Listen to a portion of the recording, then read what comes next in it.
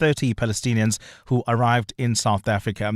The group was kept on a plane by border police for more than 11 hours on the tarmac at OR Tambo International yesterday. The families with children on board could not disembark because they did not have the customary departure stamps in their passports. The group landed from Kenya yesterday morning on the charter flights operated by South African airline Global Airways. Jabulile Mbata has more. Yesterday, a group of 153 Palestinians landed at the OR Tambo International Airport at around 8 in the morning. According to the Border Management Authority, during interviews with immigration officers, the group weren't able to confirm how long they intend to stay in the country, nor could they identify places where they would stay. In addition to that, they also did not have the customary departure stamps in their passports. BMA Deputy Commissioner Meme Mokgotsi says after spending more than 10 hours stuck on the plane, a resolution came about. Following their failure to pass the immigration test and given that none of the travelers expressed an intention to apply for asylum, they were initially denied entry. However, the Ministry of Home Affairs subsequently received correspondence from the Gift of the Givers expressing their commitment to accommodate the travelers during their stay. 23 from the group have since left for other destinations. Gift of the Givers has expressed gratitude to the South African government for assisting. Jabulile Mbata, Eyewitness News.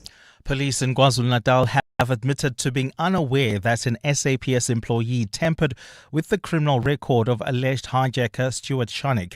Shanik has publicly acknowledged to being a friend of suspended crime detection boss Shadrack Sibia. Earlier this week, he laid charges against crime intelligence head Dumsani Khumalo, claiming he had tarnished his reputation after Khumalo listed his alleged criminal history at the Madlanga Commission of Inquiry.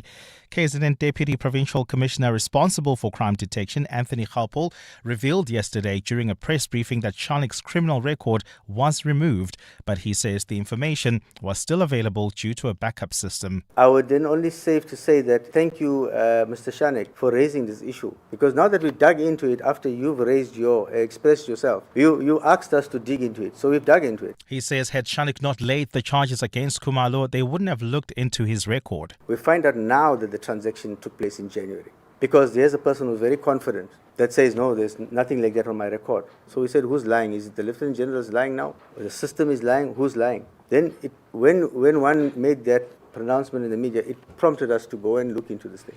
Former City of Ekurhuleni Head of Employee Relations, Xolani Ngciza, has painted a picture of a municipality rooted in corruption, irregularities and no regard for the law. Ngciza concluded his two-day testimony before the Madlanga Commission yesterday. Ngciza's testimony centered around allegations of political interference and nepotism within the city of Ekurhuleni. Oren Singh reports. Elements of criminality, fraudulent and unlawful agreements and instances of gross misconduct within the city of Ekurhuleni formed the crux of Xolani Ngciza's testimony before the Madlanga Commission. The former Ekurhuleni head of employee relations' testimony centered around the suspended acting EMPD head Julius Mkonazi and ex-city manager Imogen Mashazi. Ngciza accused Mashazi of shielding Mkonazi against disciplinary action after he was found to have struck an unlawful deal between EMPD and tender tycoon Vusi Muzikat Matlala. There is a point where there were such gross allegations that were made about corruption, tender irregularities and all sorts of things. At no point whatsoever has the municipality ever commissioned a forensic investigation. Ngciza was dismissed in 2023 after pursuing disciplinary action against Mkonazi. Oren Singh, Eyewitness News. And the NPA in the criminal case against Zimbabwean politician Job Sikhala says it's still verifying whether he has an existing criminal record. Sikhala appeared in the Pretoria Magistrates Court yesterday on charges of possessing explosives and was released on 10,000 Rand bail. He was arrested last week after police found explosives in his car while he was driving through Pretoria. During court proceedings, the state revealed that it had contacted Interpol to confirm reports that Sikhala has been arrested more than 60 times throughout his political career. Following his release on bail, Sikhala told journalists that he believes he was framed. So I think we have seen the proceedings that have happened in court, and we always believe that South Africa is an independent judiciary. Here there is no feja things. Yes. There is no feja judiciary. There are no fedja investigations. They have found out that these things have been planted in our car. Gold is trading at $4,236.32 an ounce. The rand is at 17 rand exactly to the dollar, 22.36 to the pound, 19.79 to the euro. Brent crude oil is at $64.21 a barrel. And in the traffic, we've got an accident reported on the N12 West. It's right near the R24 merge, delays from Edenville Road. There's also queuing traffic on the N3 North approaching the Gilulis interchange. And in your sport, the Proteas have elected to bat against India in the first test. Kagiso Rabada is out with a rib injury, so Corbin Bosch is in. Nigeria will go head-to-head with Congo in a World Cup qualifying playoff on Sunday. Ronaldo sent off in Portugal's loss to Ireland, while France secure their spot at the World Cup. And no Malcolm Marx in the Springbok matchday 23 to face Italy. A cloudy Friday in store for Gauteng with isolated afternoon showers and thunder showers expected. Johannesburg will start at 14 degrees, peaking at 25. Pretoria 17 and 27. Vereeniging 14 and 26. The top story in EWN this hour.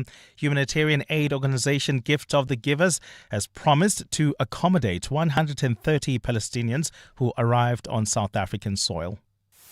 EWN, in touch, in tune and independent. For the latest, visit ewn.co.za or download the EWN app. This is Breakfast with Bongani Bingwa On 702. Let's walk the talk.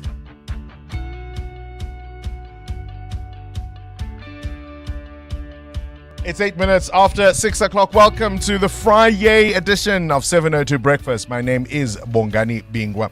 So much in the news. I mean, just listen to that bulletin as a sample, right? As a snapshot of what's going on in South Africa and around the world at the moment.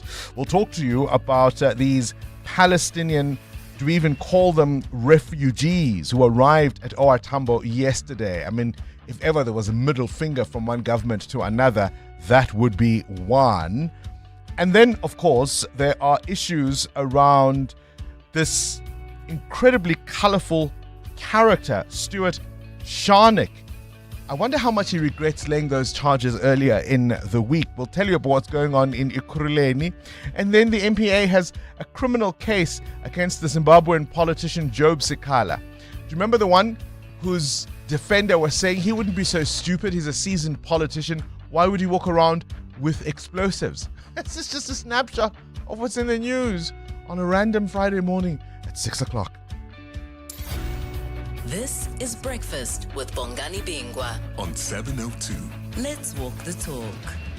10 minutes after 6 o'clock on our menu today. We start with our political desk.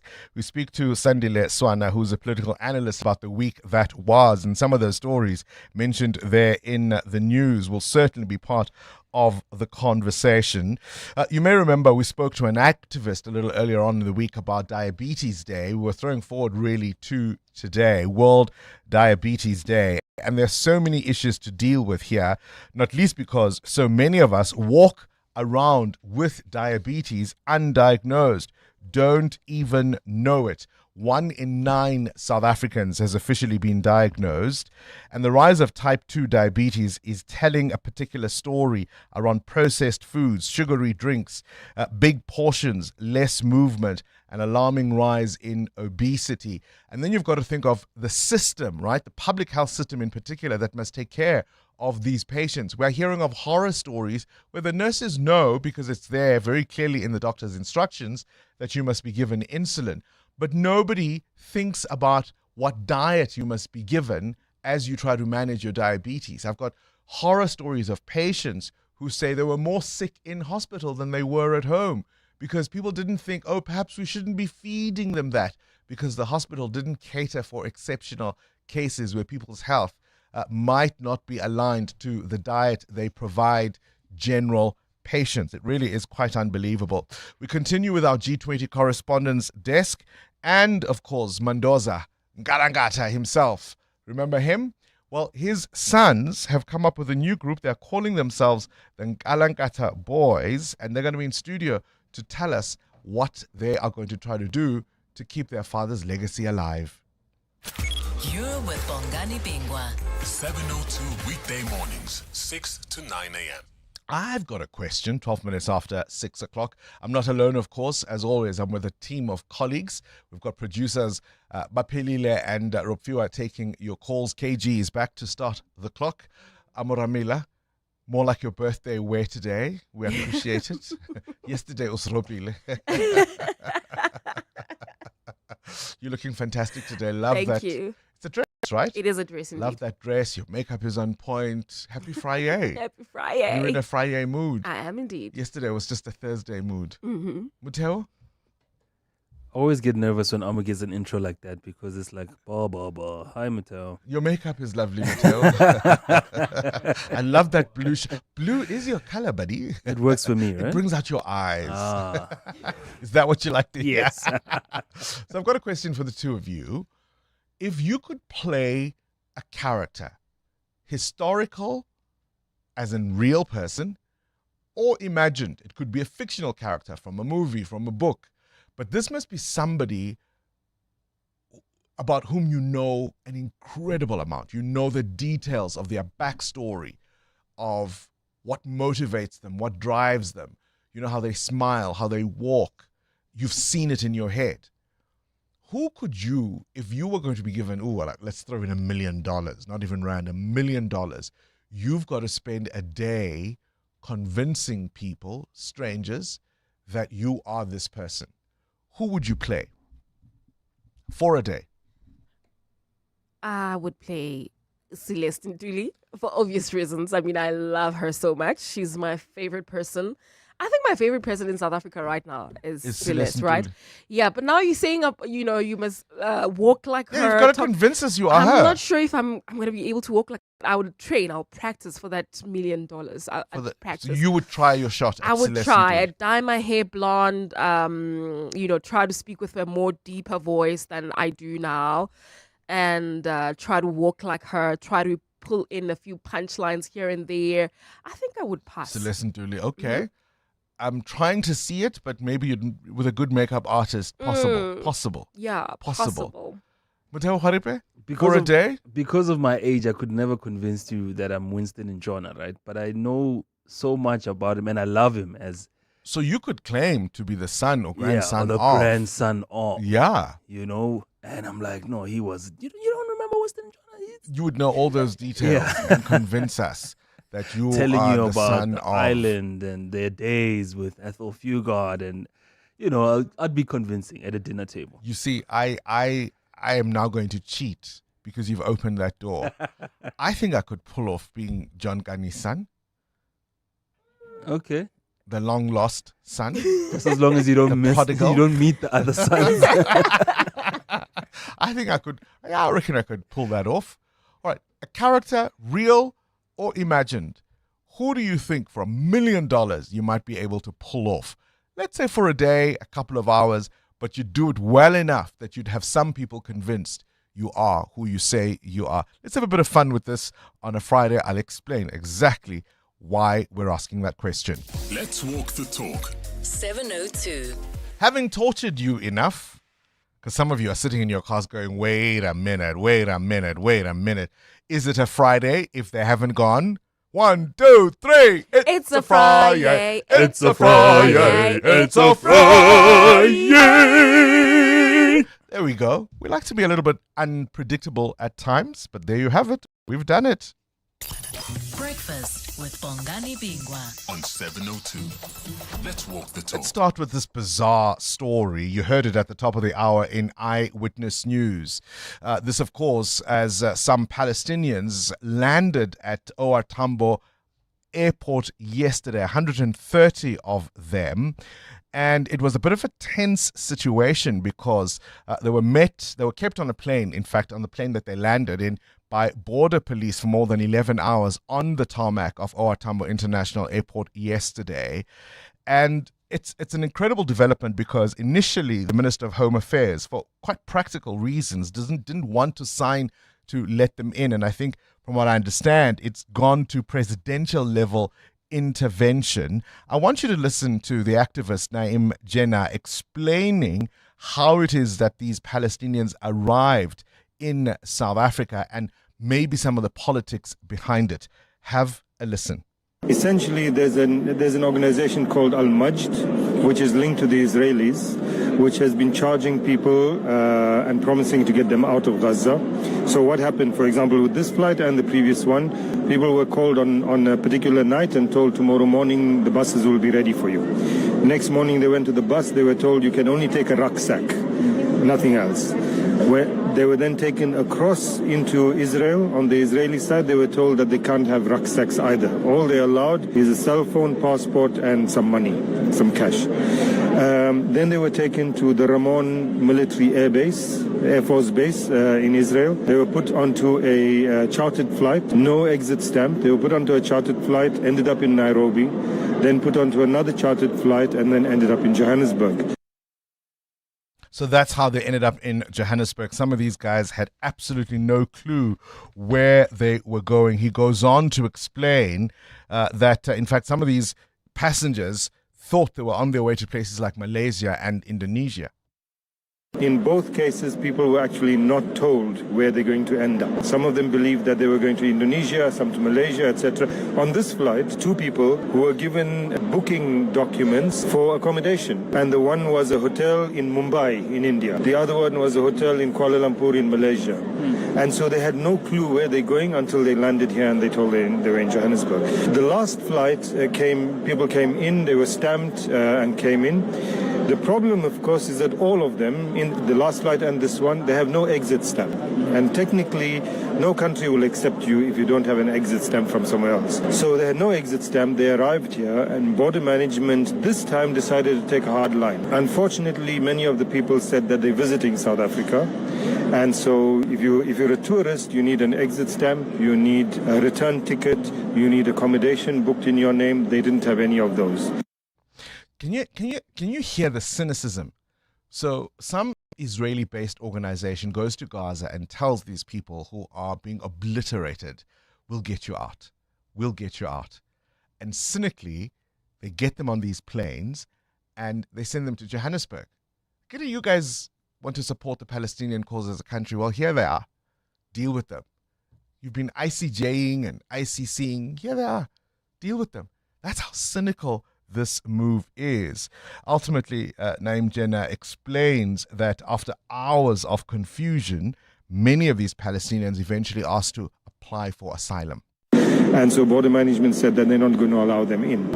At some point later, they then said that they want to apply for asylum. By that time, border management said that this is very difficult. You already said one thing, now you're saying another. And the Minister of Home Affairs refused to sign off on allowing them in. So right until about half an hour ago, the situation was that they were going to, the flight they were on would have to go back to Nairobi with them on it. And if they got to Nairobi, it would be a humanitarian crisis. The Kenyans would not let them in. It would really be a crisis, and it would be an embarrassment for South Africa. Just about an hour ago, the president decided that they would be allowed in. So they will all be coming through. They're being processed now. In about 2 hours, the Minister of Home Affairs has to sign it, and in about 2 hours, they'll all be coming out. So we understand some of them have agreed to leave the country. They've chosen to go to places like Egypt. The majority opting to stay here in South Africa. And so the process of processing them is still going to be underway. You're with Bongani Bingwa. 7:02 weekday mornings, 6 to Tell 9 Khalifa, you've got a question of your own? Yeah, I want to know this morning, if you were a dollar billionaire on this continent, what would you prioritize for Africa? I'm a dollar billionaire. Yeah, it could be any initiative that you want to see or anything you want to see improved on the continent. It would have to be youth education. It would absolutely have to be education systems as much and as far and wide as I could, and identifying young talent. We keep getting told about this youth dividend that the continent is waiting to enjoy, I suppose. And one of the worries you have is what skills will those young people have when first world countries are having older populations who can no longer work? Would we be able to fill in those gaps as readily as people say we will? Without education, I'm afraid we might not. That's a nice one. 7:02. Weather. Mateo's looking at me like, oh, he's read a few books, has he? This EWN weather is brought to you by Samsung. Samsung air conditioners bring cool to today's weather update. What can you expect? Conditions in Johannesburg starting at 14 degrees, temperatures peaking at 25. 27 is your high in Pretoria. It's 26 for Vereeniging, so a bit cooler than it was yesterday. You can expect a cloudy day in Gauteng. There are expected isolated afternoon showers. Bloemfontein maxes at 31, Durban 20, Gqeberha 25, East London 22. Your high in Cape Town is 26. At the break of day, the shoreline hums with promise. A cool breeze drifts across the sand. Children laugh in the distance. Umbrellas bloom brightly, and the horizon glimmers with ease. It feels lighter here, fresher, as if summer has been redefined. That's the power of Samsung air conditioners in your home, where innovation meets serenity. Make every day a cooler, smarter summer. Shop at Samsung stores, online, or speak to your authorized installer.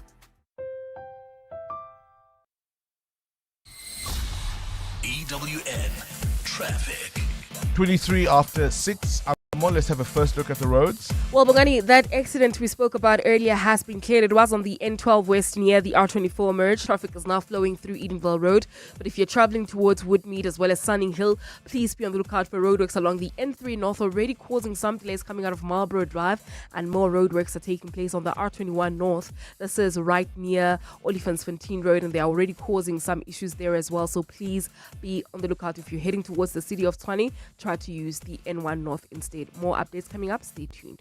There's more EWN on air, online, and on the EWN app. 702. Add your voice. Have your say. Let's walk the talk. Morning, Bongani. You guys, you like to blame nurses for things that has got nothing to do with nurses. I used to work at the hospital. What do? We order medication. We order food from the kitchen. What if there's a diabetic patient? We indicate that this patient is diabetic. If the patient needs liquid diet, we order the liquid diet for the patient. If the kitchen bring the food. Let's say a diabetic diet, suppose diabetic diet, what must we do if they didn't comply? If there's no food for diabetic at the kitchen, it has got nothing to do with nurses. Someone from Royport, bye. It doesn't? What's the point of pumping the patient with insulin then if you know you're feeding them a diet that's going against some of the treatments you are giving?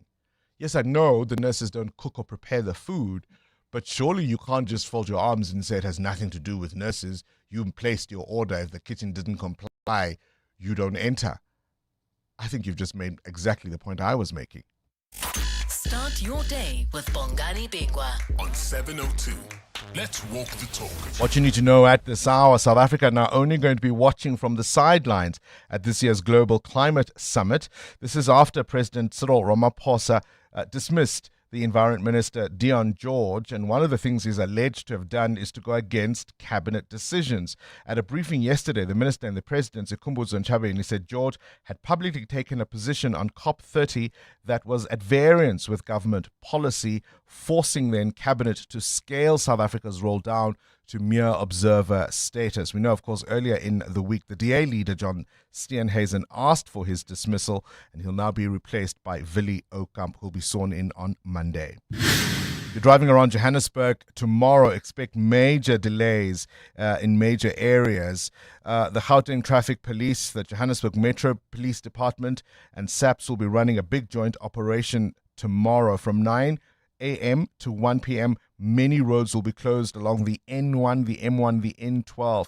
Well-known streets in the inner parts of Sandton, Rosebank and Fourways, and even the inner city. All to do, of course, with the G20 summit. You're urged to either stay at home or certainly plan ahead.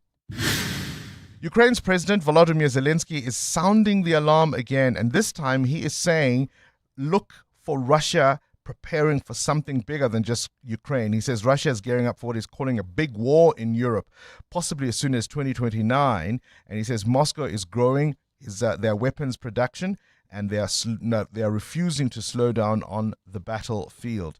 Whether that's just propaganda and politics remains to be seen. So I ask you, for $1 million, you have to convince the world around you that you are a certain character, real or imagined, who would you be? What prompts the question? Listen to this story. One Howard Phillips, a 65-year-old from the UK, decided to go around telling people he was James Bond. He's been arrested and, in fact, sentenced to 7 years because he went around trying to spy for the Russian government. Between 2023 and May 2024, he passed information that he thought was top secret, particularly about the Defense Secretary of the UK, including the location of that man's, Grant Shapps' private plane and home. The catch? The so-called Russian agents that he had convinced he was James Bond were in fact British intelligence officers operating undercover. And so they caught him in that lie. His ex-wife says this man is living with a full-blown Bond fantasy. And the judge didn't mince his words. It was no joke that Phillips was willing to betray his country for money. And on this day, 1991, it was an event, a pop sensational event. Michael Jackson's Black or White burst onto screens from New York to London to Tokyo to Johannesburg as millions tuned in. It was the first time we saw the video, the global premiere of the video for Black or White burst onto our screens at the same time in 27 countries.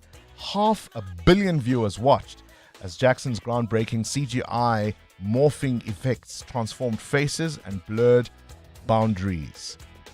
Imagine that power. Is there any artist who would premiere a video today and have half the world watching? Michael Jackson could in 1991. 702. The newspapers. Sister Zulu? Good morning. Who would you be for a day? Will Smith. Sister Zulu. I'm Sister Zulu every day. I think Will Smith. I kind of like his personality. I think. Who would you convince, my friend? Hey? Who would you convince, my friend? That you are Will Smith? I don't know. The world. All right, before you slap me, let's get to the papers. Good morning, Bongani. So starting in Canada, where G7 foreign ministers are calling for international action to cut off the supply of weapons to Sudan's paramilitary rapid support forces who are being accused of mass killings in Al Fasher in Sudan.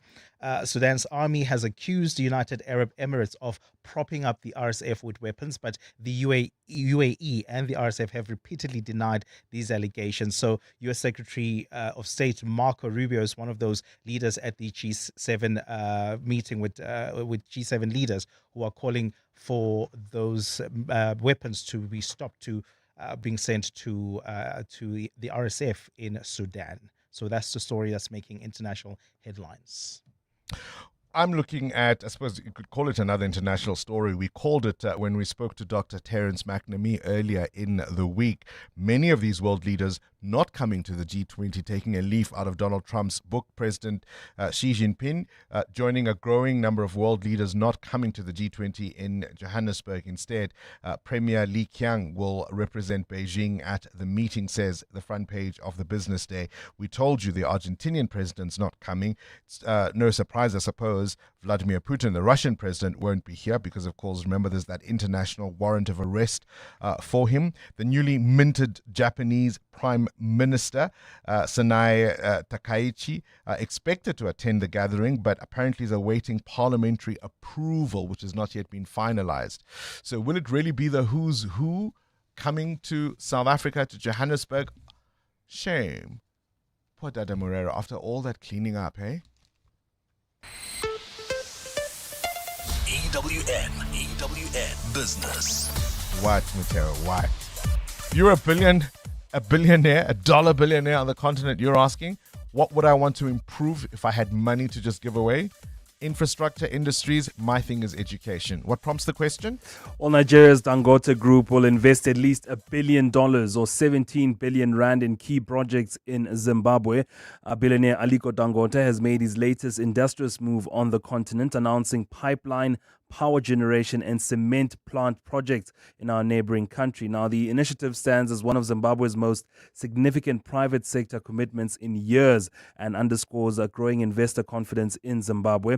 Dangote, Africa's richest man, met Zimbabwe President Emmerson Mnangagwa and signed an investment agreement with the government this week. Now, Aliko Dangote is a dollar billionaire and Africa's wealthiest man with a net worth of $24 billion, making his fortune from cement, sugar and oil refining. Now, according to Business Africa Insider, Dangote Group is planning a large-scale industrial complex spanning cement production, coal mining and energy generation in Zimbabwe. But that was not his first rodeo, of course, on the continent. In Nigeria, he has multiple businesses in sugar, salt and cement. In South Africa, has two operations here that mill cement as well. In Tanzania, it's a cement plant at Mtwara, and Ethiopia, Ghana, Senegal, Republic of Congo and Sierra Leone. He basically has a lot of businesses around the African continent. So basically, he's the king of the continent, isn't he?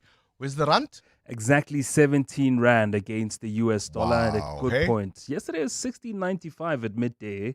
I was actually trying to push it to more 16.50, but yeah, we'll get there.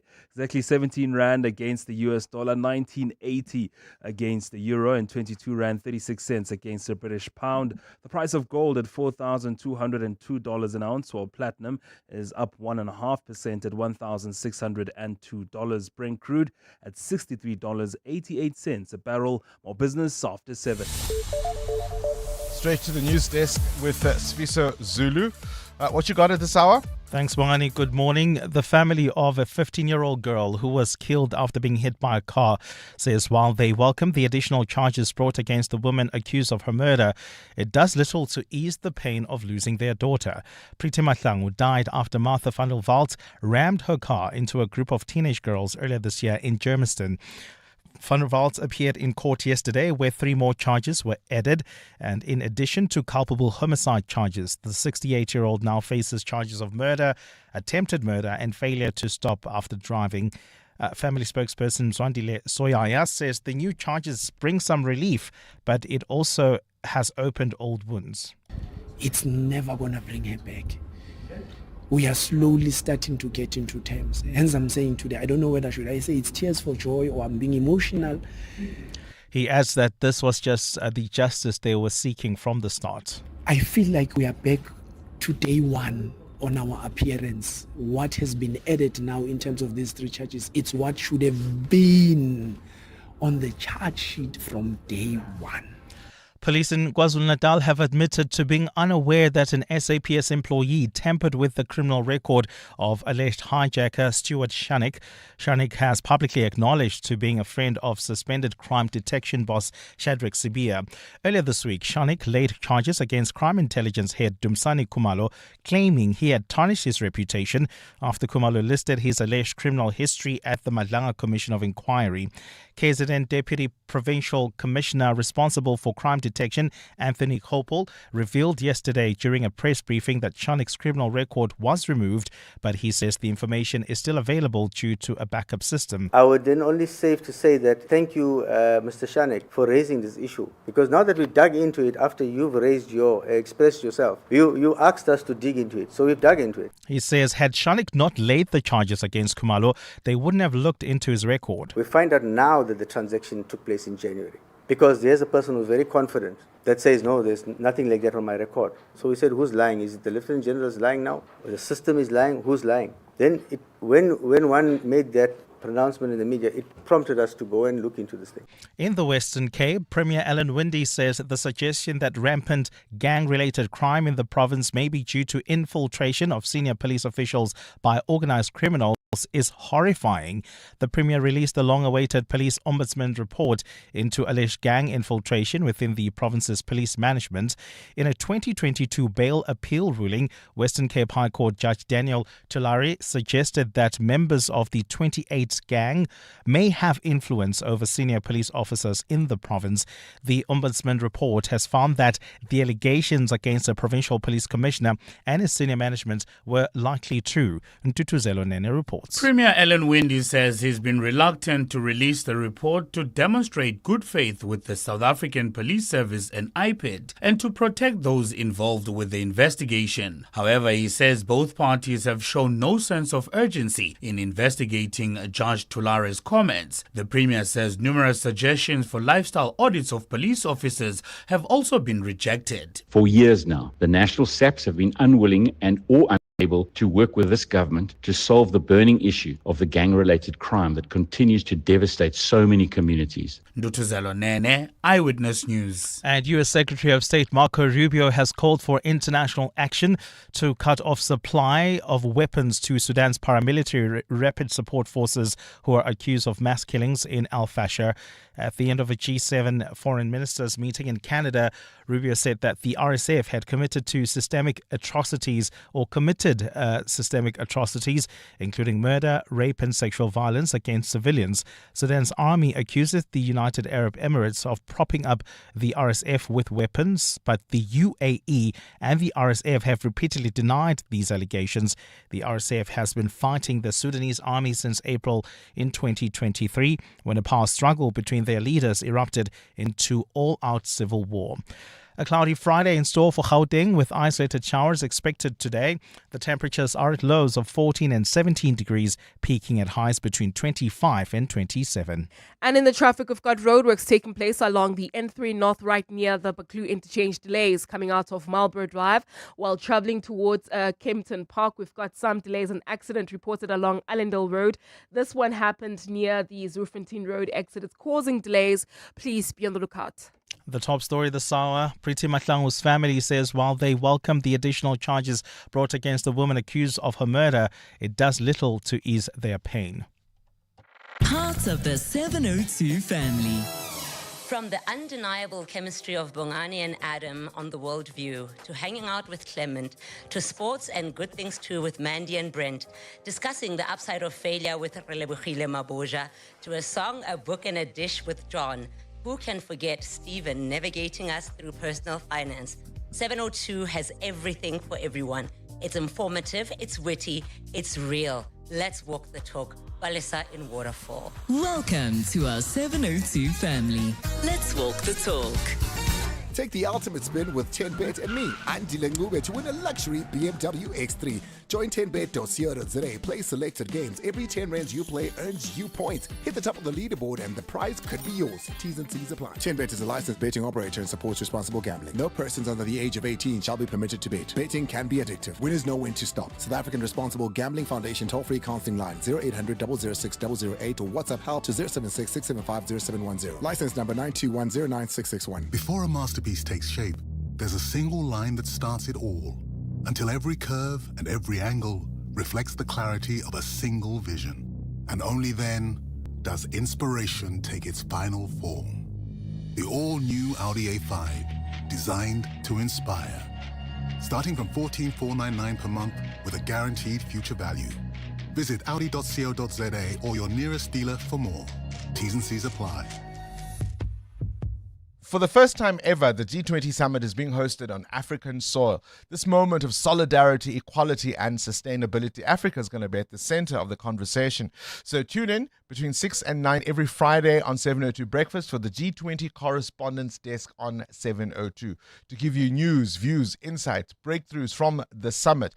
The G20 Correspondents Desk brought to you by RMB and FNB divisions of First Rand Bank Limited, and authorized financial services and credit provider. 702. WhatsApp Bongani on 072 702 1702. Good morning, Bongani. I differ with the guy that said you just give the patient the wrong diet. What happens to advocating for the patient? I think he's not talking on behalf of most nurses, because when you find out that the patient has been served the wrong diet, you should take it back to the kitchen. It's rather safe for a patient to wait longer, to wait for the proper and correct diet. But he's not talking about us nurses, seasonal nurses. That's what I mean. That's my demo. Thank you. Have a blessed weekend. Nice show as always. Thank you, Madimo. I think that's the point we were making, is that you've got this incredibly devastating, critical, chronic illness.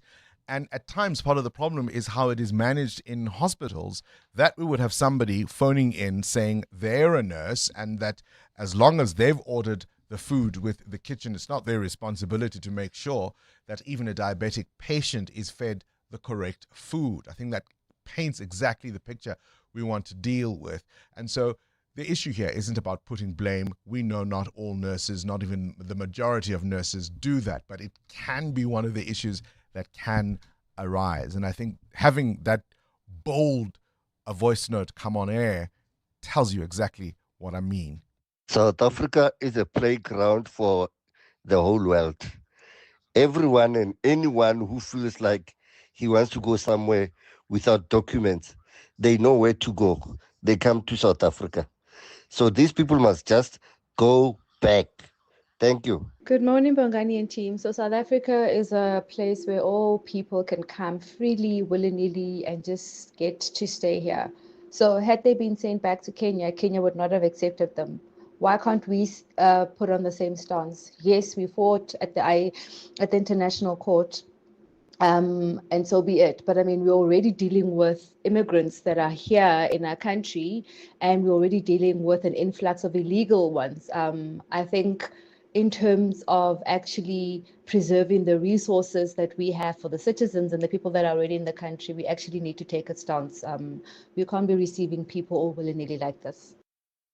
I remember it used to be the stance of when he was Home Affairs Minister, Dr. Aaron Motsoaledi, who would say, hang on, how many countries have you skipped to get here? Start with all those countries. If you want to come and be a refugee here, start with your neighboring country and your neighboring country and your neighbor. Work your way through all of them before you get here. That used to be his stance. But this is a complicated one because I think there's some geopolitics here at play and some attempt to embarrass the South African government. So I don't know if it's as cut and dry as it may appear. EWN Sport. Right, Cindy, for your benefit, a very good morning to you. For your benefit, I've made sure that one of our television screens in the studio is the feed from Eden Gardens. And I so appreciate it because you're buying into the theory that all moms have eyes on the back of their heads, right? Because the screen is behind you. If you go onto our live YouTube, you will see that the screen is not in front of me. So kind of you. Be nice. No, instead I will open Quick Info. I thought you will see as you come into the studio because obviously the score can change. Be nice. It's a Friday. I can't wait to go home and tell my children I have eyes in the back of my head because I can tell you that the Proteas elected to bat against India. It's the first test at Eden Gardens, and South Africa are currently 57 without loss, with Markram there on 26. Rickleton is there on 23. The team news out of the toss this morning is that Kagiso Rabada is out with a rib injury, so Corbin Bosch is in. In FIFA World Cup qualifiers played last night, Nigeria needed extra time to beat Gabon 4-1. They'll play Congo on Sunday in a playoff semi-final. Congo beat Cameroon 1-0. Cristiano Ronaldo was sent off for the first time in his international football career as Portugal lost 2-0 to Republic of Ireland, but still stayed top of the group with one game to go. Ronaldo elbowed Dan O'Shea in the back and was initially shown yellow, which VAR upgraded to red. France qualified the 4-0 win over Ukraine, including 2 goals from Mbappe. Norway beat Estonia 4-1. Holland with 2 goals there. Italy kept their hopes alive with a 2-0 win over Moldova. Bafana's in action tomorrow. They're playing Zambia in a friendly. That's at 3 p.m. 11 changes to the Springbok side to play Italy, the biggest talking point being the exclusion of Malcolm Marx from the match 23. Also, Ethan Hooker and Kanan Moody are the centre pairing. Here's Bok coach Rassie Rasmus on that centre pairing. I know if you ask Ethan what's your favourite position, he says 12. If you ask Kanan what's your favourite position, no, Danny Gerber was maybe around 13. Kanan has done great things at 13 and we think he deserves a chance, also giving Tessie a bit of a rest there. And I think Kanan out of 20 matches he's lost once in the Springbok jersey, but he's just as comfortable on the wing. And then Ethan, we played 13 and wing all the time, while his preferred position is 12. Kick-off tomorrow is at 20-3. All Blacks have captain Scott Barrett back from injury to face England. Simon Parker also starting, which pushes Lord and Satiti to the bench. Billy Proctor recalled at centre, shifting Fainga Anuku to the left wing. In golf, the DP World Tour champs Michael Kim leads after the first round. He's on 8 under, 1 ahead of Fleetwood, with McIlroy 2 off the pace on 6 under, alongside South African Tristan Lawrence. Shaper is 5 off the pace on 3 under. And at the ATP finals today, Alcaraz cruise past Mosetti 6-4 and 6-1. Diminar beat Fritz 7-6 and 6-3. Cindy Paluta, Eyewitness News Sport. Let's count backward. 5. Insurance. 4. Pineapple. 3. Insurance. 2. Pineapple. 1. You're under. Pineapple FSP 48650 is underwritten by Omart Insure Limited, a licensed non-life insurer and authorized FSP. Hi, this is Teko Modise, Hollywood Bet's brand ambassador. Be a winner who knows when it's time for a timeout and play responsibly. If you or someone you know needs help, call the South African Responsible Gambling Toll-Free Counseling Line on 0800 006 008 or WhatsApp help to 076 675 0710. Hollywood Sportsbook is a licensed betting operator. Hollywood Bet supports responsible gambling. No person under the age of 18 years are permitted to gamble. Winners know when to stop. For the first time on African soil, business leaders from across the globe will gather for the B20 Summit in Sandton from 18th to 20th November. On the agenda is inclusive growth and prosperity through global cooperation. This Tuesday, the Clement Manatella Show will be in conversation with Nedbank to discuss all the news, views, and insights live from the B20 Summit. So tune in to 702 in conversation with Nedbank, proud sponsors of the B20 Summit. Nedbank is a licensed FSP and registered credit provider. The Brainy Kids of the Whiz Quiz on 702. Hello, Uncle Bongani. My name is Tando. I am 12 years old and I go to St. Helena Primary School. When I grow up, I'd like to be a professional soccer player, and I'm so excited to play the Whiz Quiz with you. You've got 10 goals to score, my friend, for 10,000 Rand. 702. Coming up at 7:15, the big interview. EWN Traffic. 12 to 7, let's catch up with the roads now. That crash in Midrand. Amo, how bad? Oh, Bongani, it's causing heavy traffic volumes, especially if you're traveling out of the N1 towards the Kempton Park area. It's causing about a 20-minute hold-up. This is along Allendale Road before Zurfentine Road. So it's that major area between Midrand and Kempton Park. If you can, heading towards Kempton Park as well as Tembisa, please try to use Olifantsfontein Road instead. While traveling on the N3 North, bumper-to-bumper traffic between Marlborough Drive and the Baklu Interchange, roadworks are taking place there. There's also roadworks along the R21 North right near Olifantsfontein Road, causing delays. More updates coming up. Stay tuned. There's more EWN on air, online, and on the EWN app. Access to the internet is vital for any country to grow. That's why the recent 6.75 billion rand digital infrastructure deal that Standard Bank Corporate and Investment Banking facilitated between Telkom and an Actors-led consortium is so transformational for South Africa. It unlocks growth and provides internet access to underserved communities who will now have access to the internet for the very first time. Search CIB Stories of Impact to watch the full story. Standard Bank is an authorized FSP and registered credit provider. T's and C's apply. Make the winning move when you play Powerball and Powerball Plus for 42 million rand in total estimated jackpots this Friday. That's right. Play Powerball for an estimated 36 million rand and Powerball Plus for an estimated 6 million rand today. Buy your tickets now in store on nationallottery.co.za, the mobile app, cell phone banking, or simply dial *120 *7529# for USSD. Panda, Pusha, play. Players must be 18 years old or play responsibly. E2 is a proud operator of the National Lottery. Coming up in the next hour, what's the question? It's brought to you by Outsurance. 3,000 Rand for cash is up for grabs. So send us an answer based on something you heard on the show. For that, you'll win 1,000 Rand. WhatsApp us your name and that answer to 072 702 1702. Later, someone else will frame a question to get to that answer, and they will win 2,000 Rand. Now, you always stand a better chance of being selected if you've SMS'd out to Outsurance to get yourself that quote. So SMS out to 45142 and you could save on your car insurance. Who is the whizziest of them all? It's the Whiz Quiz on 702. Up next, the political desk looking back at the week that was. But let's play the Whiz Quiz with Tando first. Tando is 12 years old from Velkom, wants to be a footballer later. Tando, who's your favorite footballer? Cristiano Ronaldo. Cristiano Ronaldo was sent off yesterday, hey? Yeah, it was. It is a little unfortunate, but sometimes that's just the way that it goes. All right, you know how it works. I've got 10 questions. You've got to give me 10 answers in 60 seconds, Tando. You get 100 Rand for each correct answer, and you get 10,000 Rand if you get all 10 correct. Are you ready to play, my friend? Yes, I am. All right, KG, start the clock. True or false? To know the age of a fish, you have to count the rings on its scales. True. Correct. Which year was a leap year, 2020 or 2022? 2022. 2020. In the Peanuts cartoons, Snoopy is what kind of pet? A dog. Correct. Complete the saying, to cut a long story, what? Short. Correct. In motor racing, how many colors are there on a checkered flag? 2. Correct.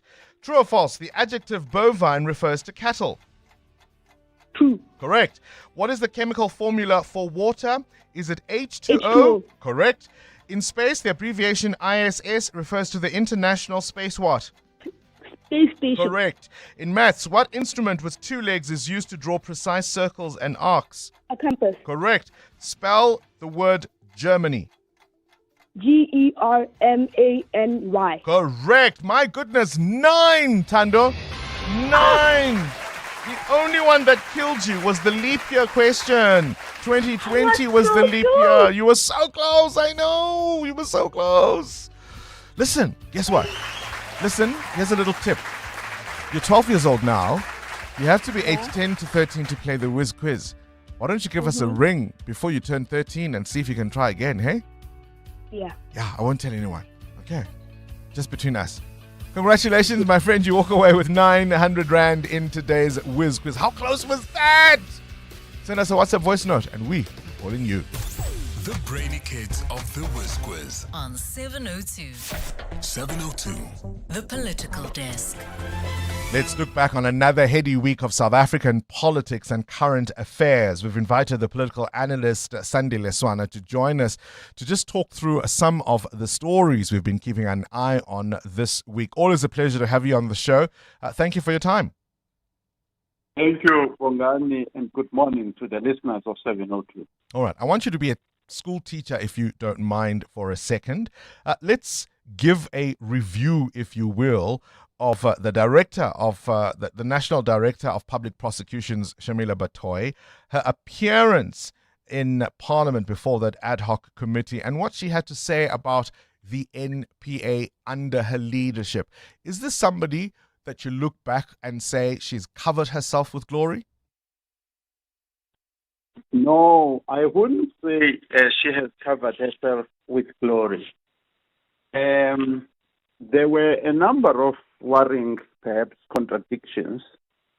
The first one being, let me start with this one, that position, you will remember, was poisoned before by the likes of Nomgcobo Jiba and so on when the NPA appeared to be part of state capture before. Correct. And one of the issues that was asked to Shamila, questions put to Shamila Batoy was that because the regional prosecutors in each province, the director of public, deputy directors of public provincial, they have the authority to decide to prosecute or not to decide. Therefore, the criminal syndicates are more likely to target them. But then the question was asked, but would they not, criminal syndicates, also want to target the National Director of Public? And she says, well, if they discover that we are open to it, they will actually approach you. I found that answer to be quite interesting, because what she was saying is that she herself is vulnerable without actually saying that she has been approached or offered anything. So that would be one. The second one is her knowledge of the details around high-profile cases. She always would answer that she has just been given high-level information. When they say high-level information, you don't know the nitty-gritty of whether the correct procedures were followed, whether the there is a winnable case, etc., etc. You just rely on whatever the provincial deputy director of public prosecutions is telling you. Some of these cases are high risk. For instance, you have Lieutenant General Kumalo, I believe, who is charged. Yeah. You do need to know those details as to what is cooking there. Can I challenge it somewhat and say, but isn't the whole way the NPA Act is set up that the regional or even provincial directors have some level of independence, which is why, for example, when high-profile cases were dropped in Johannesburg, without really much of a credible explanation, she was frustrated because she cannot interfere in the work of directors beneath her in that sense. There's got to be some independence there. Would that be a credible argument for her to make? No, that issue was canvassed in the hearing. So there are certain conditions. She can at any time ask for a report from a provincial director of public prosecutions. Secondly, if she suspects on reasonable grounds that certain procedures have not been followed and how the case and the evidence has been evaluated have not been followed, she can actually request even the docket itself and review it and actually come to the conclusion that the procedures were not followed. So it's not an absolute total independence. And she actually has the authority to replace the decision of the provincial director of public prosecutions. All right, let's move on to another issue very quickly. We're running out of time. What's emerging out of the city of Ekurhuleni, particularly around the EMPD, the Metro Police Department there, has been absolutely shocking. Yes, it to me, it represents the continuing misunderstanding, perhaps immoral misunderstanding of power. In other words, if you are given a senior position, how are you supposed to use that power? Because you are supposed to use that power for the benefit of the community and the public, if you are a city manager, for instance. But what we are discovering is that people were occupying the correct professional positions, such as industrial relations or labor relations, who had operated successfully for years. When certain people were culprits or suspects of wrongdoing, the city manager and senior management bulldozed their way to protect those people. And this is the problem across South Africa, where you found that people who occupy positions of power abuse that power to favor factions or to favor cartels and criminal syndicates and favor relatives and so on and so forth, and to use intimidation. Because the question was raised by some listeners and social media yesterday as to why did Mwinza not speak when he was still in office. Obviously, some people don't have the courage to lose their breath. When your boss is threatening you, sometimes you can be compromised, even if you are generally known to be courageous. He lost it anyway, is the point. Sunday Lewana, I suppose there's a broader comment. My final question to you. We tend to think of state capture as being only one thing or only of one particular family. But broadly speaking, whether you are talking now, national politics, or even what we are seeing in terms of the NPA or the EMPD, is our state captured? It is definitely captured. Even if you had to just use one example. At an earlier time, Shamila Batoyi said that the NPA is infiltrated. And then I think Cyril and others pressurized her to withdraw that remark. But now, during the hearing, you can see that there are people who are already captured, and I'm sure there's quite a lot of them. So the state is captured by many big business, by criminal syndicates. The state is captured. The South African state has been captured for a long time. Gosh, not mincing your words there. As always, appreciate your time. Sunday Lewana with this week's Political Desk. 702. Coming up, the big interview. Big interview focuses on a chronic disease that's threatening many South African lives. Part of the problem is many don't even know they have it, and those that do face a system that doesn't always know how to help them manage it. That's all to come after this Eyewitness News brought to you by Khaliks. Khaliks, for the businessman who knows what he wants. This is EWN. South Africa lets Palestinians disembark after being stranded for 12 hours on a plane, and FlySafair reaches an agreement after a drawn-out labor dispute. Good morning, I'm Sfiso Zulu. At least 130 Palestinians have been granted temporary refuge in South Africa after arriving in the country from Kenya. The group was yesterday kept on a plane by border police for more than 11 hours on the tarmac at OR Tambo International Airport. They couldn't immediately get off the aircraft due to not having customary departure stamps, which is a prerequisite for disembarking on South African soil. But humanitarian group Gift of the Givers stepped in and guaranteed to give them accommodation. 130 of them were allowed to stay in the country, while 23 others have left for other destinations. Border Management Authority Deputy Commissioner Memme Mokgotsi. Given that Palestinians are eligible for a 90-day visa-exempt travel to South Africa, they have been processed as per normal processes and they will be required to adhere to all conditions of entry. The BMA will continue to strictly uphold the legal and regulatory frameworks of the Republic of South Africa. FlySafair says it's finally reached an agreement with the South African Cabin Crew Association, bringing an end to a several-week-long labour fight.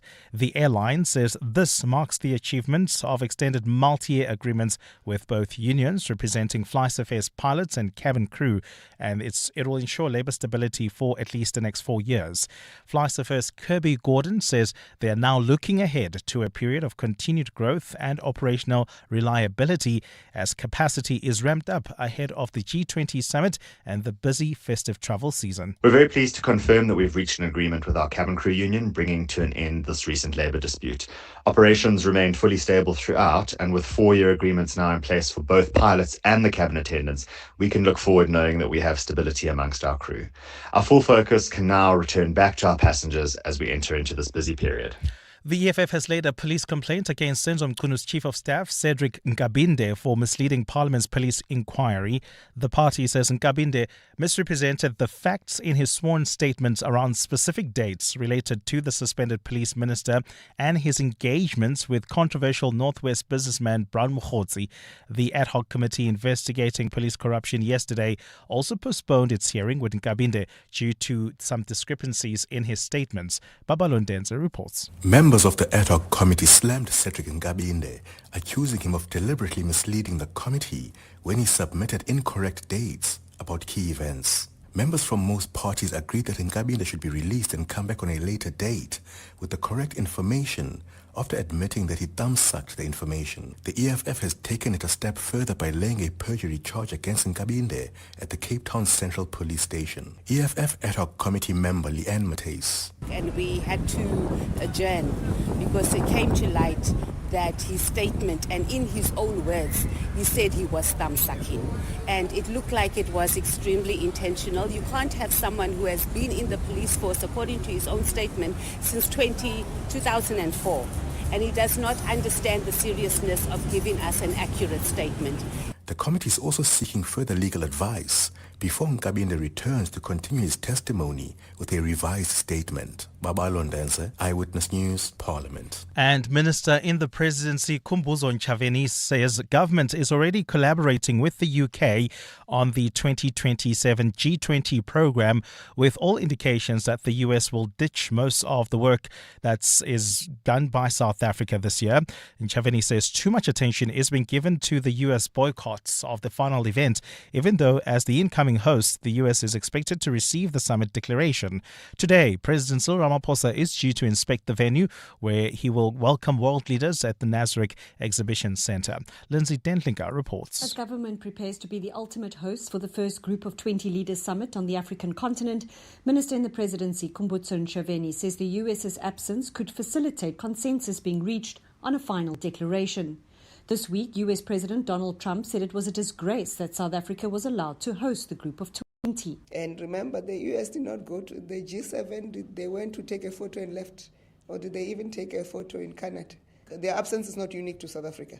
Ntshavheni says government is not too concerned that the US will dump its programs next year because it's confident they will eventually return to the G20 agenda in 2027. The United Kingdom holds a view that our focus areas, they will proceed with them. They're actively participating also, and next year they also form part of the troika. So it's neither here nor there for us. Ntshavheni says ongoing trade talks with the US have not been impacted by its opposition to South Africa's G20 presidency.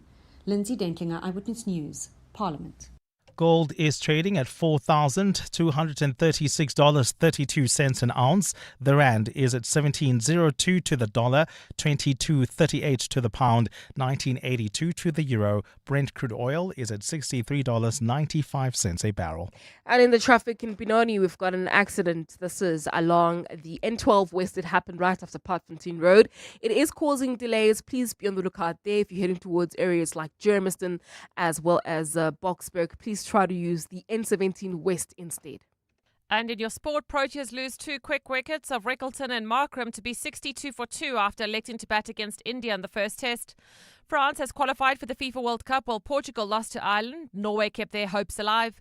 And Bach coach Rassie Rasmus using the game with Italy tomorrow to give some players well-deserved time off. A cloudy Friday in store for Gauteng with isolated afternoon showers and thunder showers expected.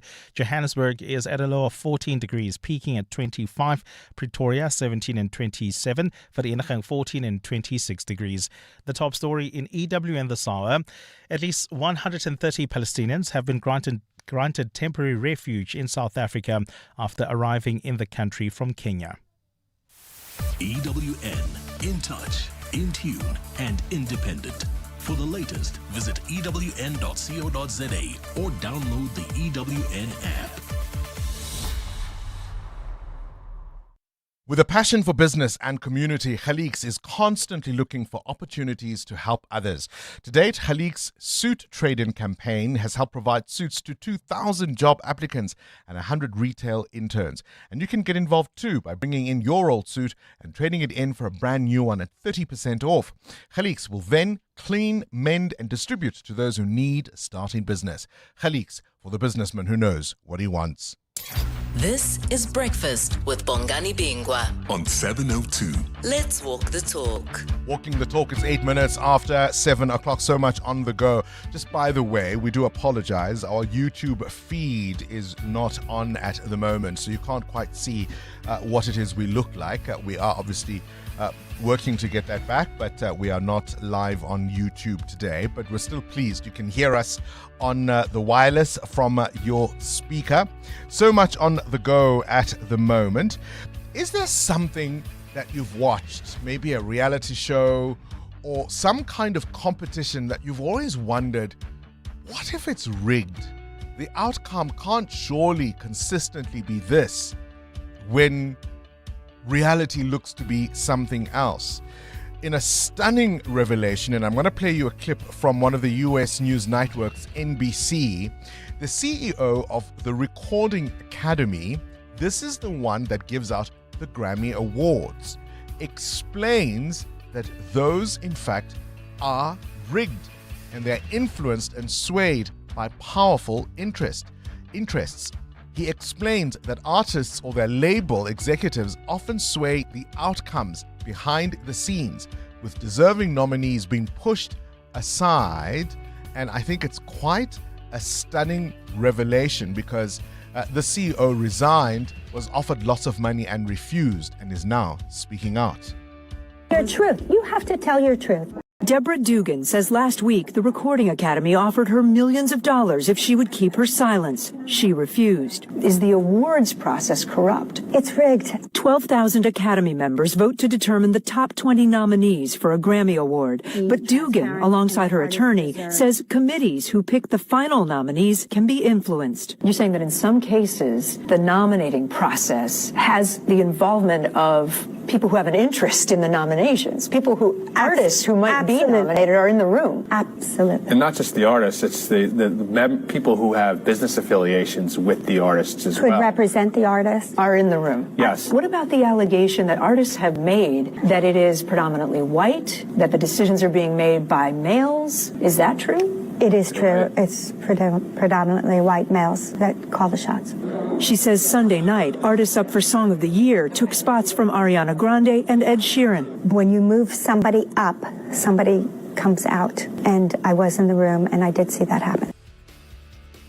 Deborah Dugan, the former CEO of the Recording Academy in the States. Huh. This is Breakfast with Bongani Bingwa on 702. Let's walk the talk. Let's bring matters now to local news. We've been keeping an eye on the various processes underway looking into allegations of corruption within law enforcement. I'm going to take you now to the reference made by Sunday Lewana in our political desk to the former Ekurhuleni employee relations head, Xolani Mngciza, recounting the harassment he faced at work and indeed some of the difficulties that made his personal life intolerable there. The Commission heard yesterday from how, for example, one Linda Xasheka and advocate Kimi Bahari, who served as head of legal services, gave the instruction to drop the charges or the disciplinary hearings against Julius Mkhwanazi. Remember, we've been hearing about that matter all week. And those two individuals were rewarded with a 600,000 Rand salary increase after it emerged they'd protected Mkhwanazi from a possible dismissal. Have a listen to what now Xolani Mngciza says was how he was given the boot. I spoke to the inspector who was there to say, why come to my house? You know, I mean, you guys have my contact details. I'm not even at the house at that particular point. When this happens, I just left Benoni town. I was driving to a church meeting because I'm also a leader in the church. I was driving to a church meeting. I'm on the N12 going to Benoni, to Davidton. And I speak to this inspector, and he says, no, but this is the instruction we got. Sorry, DH, this is the instruction we got. What from you? From who? No, from Xasheka, that you must come to your house at this time. I'm like, but to come and serve a letter with 4 cars. You will see on page 36, paragraph 119, that the people that were at my house were in 4 vehicles, 8 officers. All of them alighted the vehicles to serve a 2-page letter.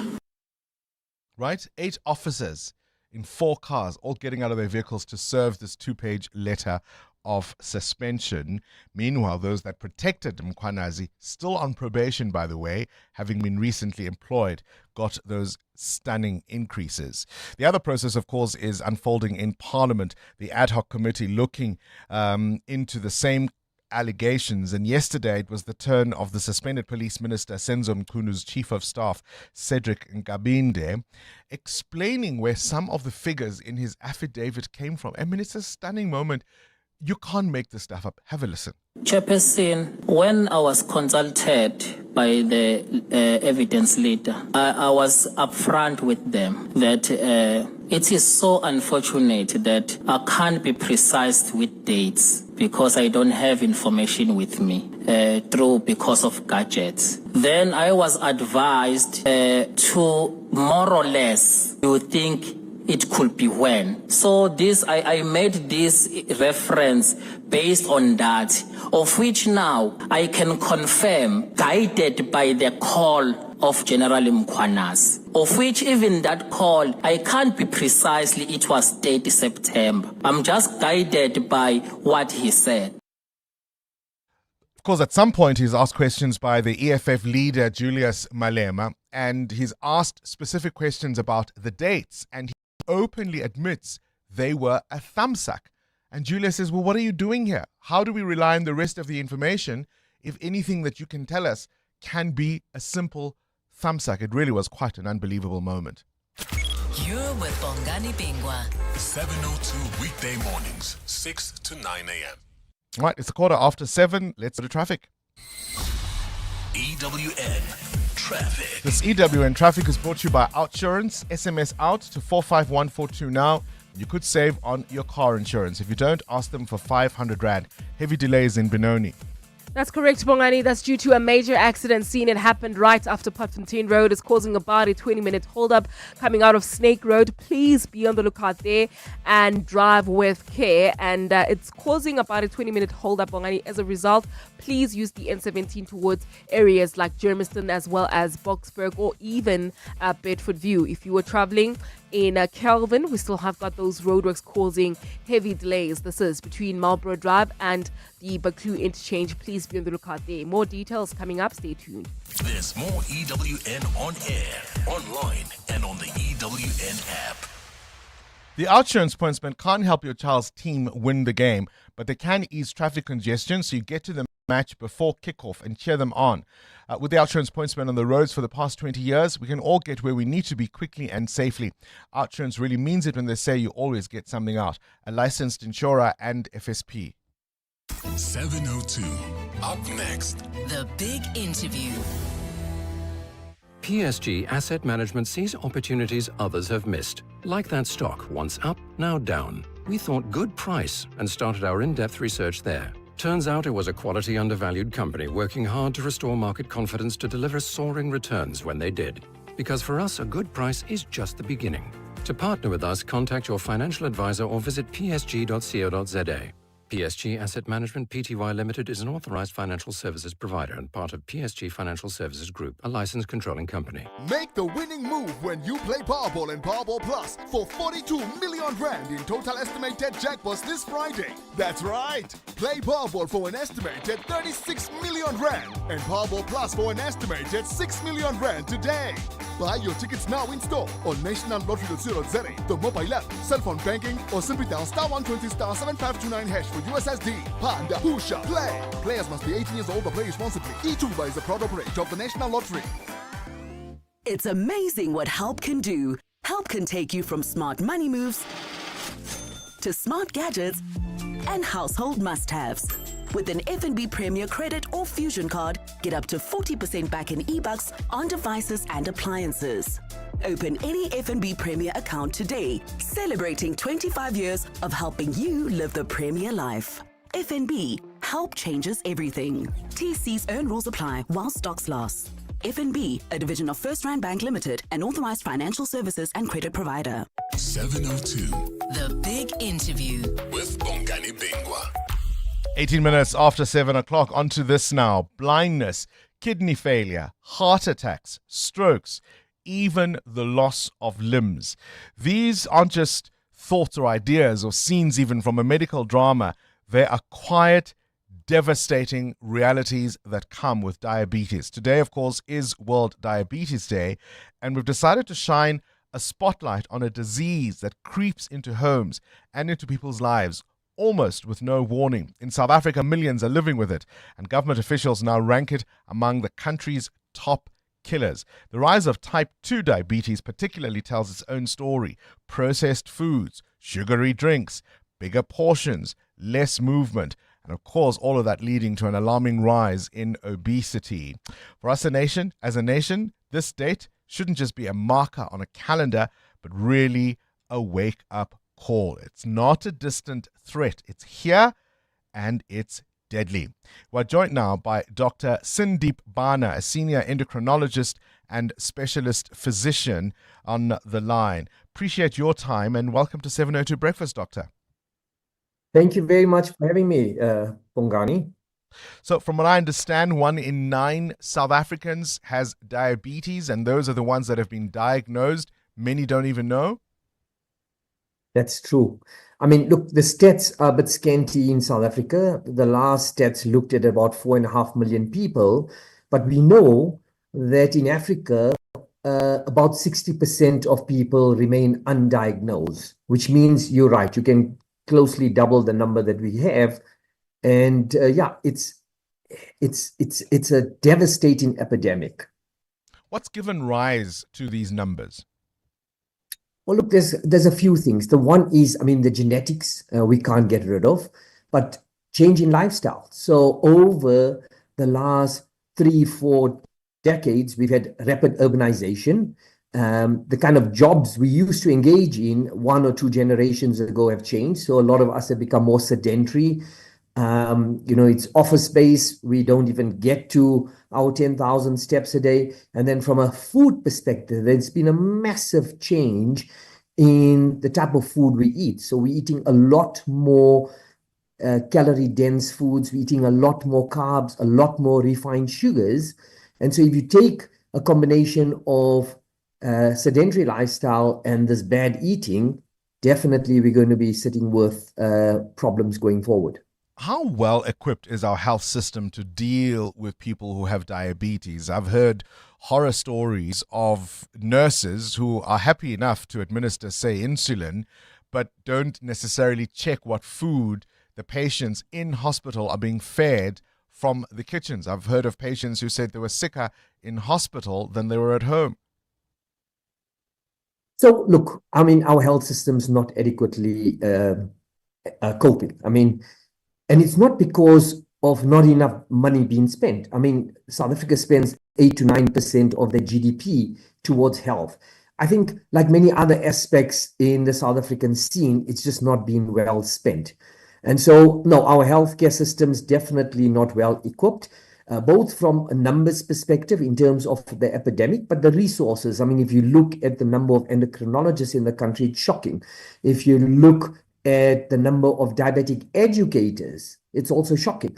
And so from the problem is we've always been a bit reactive. We wait for a problem, we deny HIV exists, and then we throw all our money at one condition. And then we've got a problem with TB, and then we throw all our money. And so we wait for the problem to explode, and then we try and sort things out rather than preparing for what's coming, and let's try and prevent the issue. And so, I think along the entire paradigm, we need a shift. We need policy changes. We need the health sector budgets to be aligned. In other words, national budget cannot be different to provincial budget, to municipal budgets. The entire system's not well geared for chronic conditions.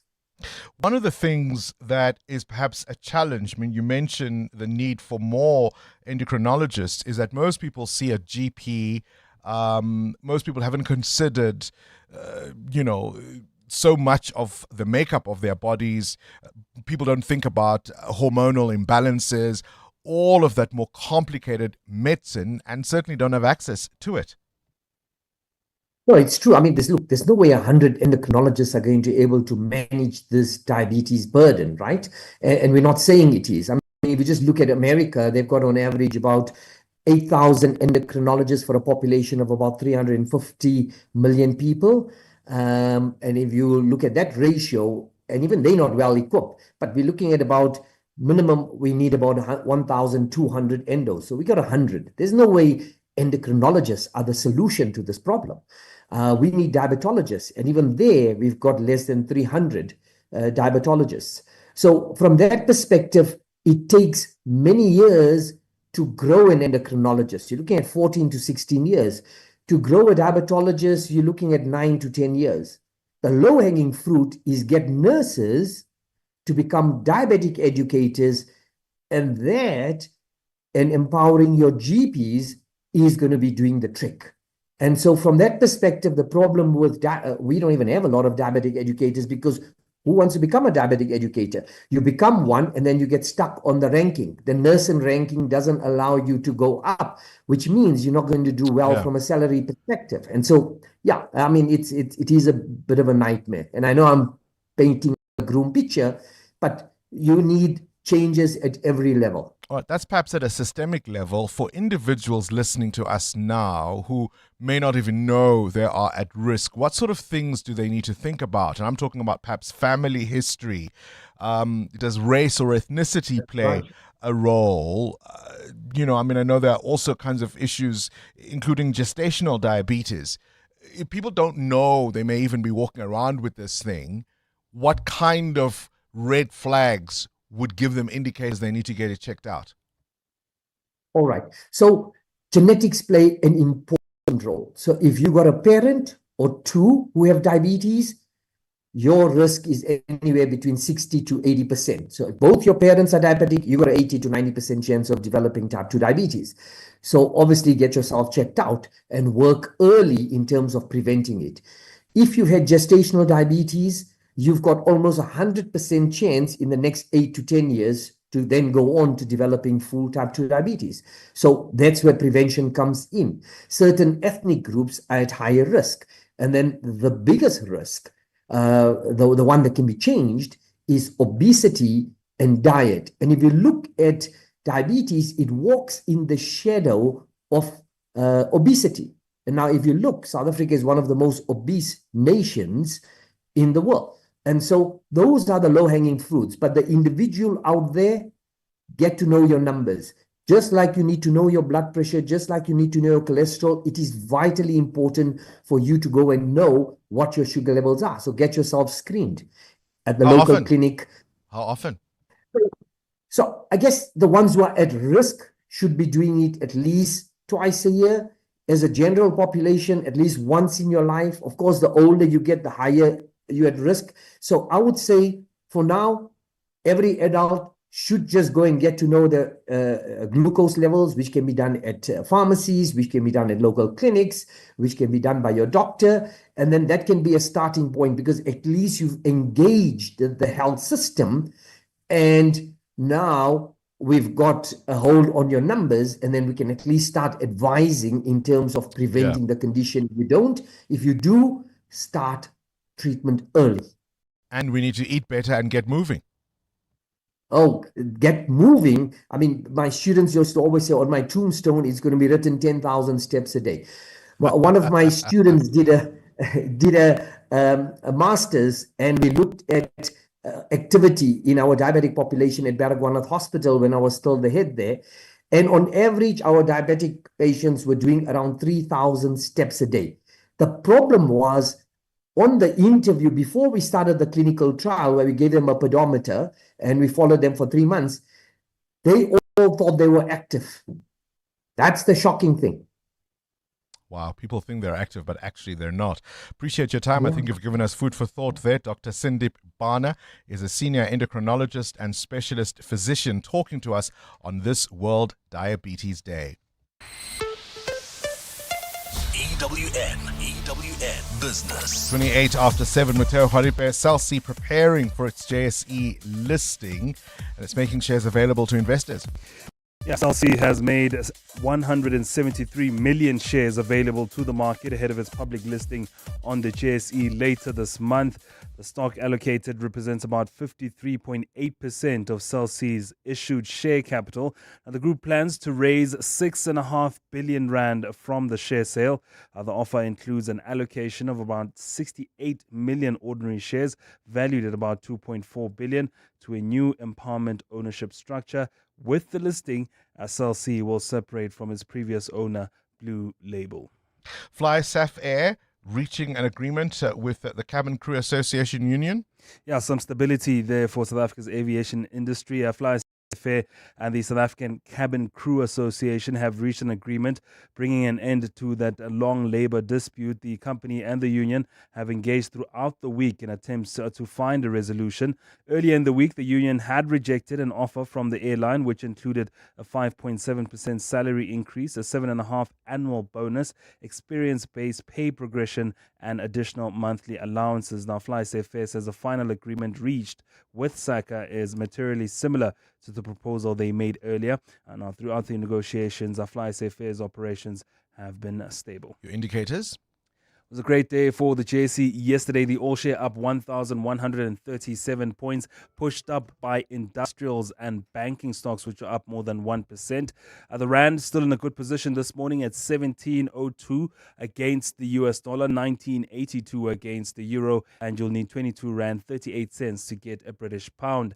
Price of gold up 0.5% at $4,192 an ounce, while platinum is up 1% at $1,596.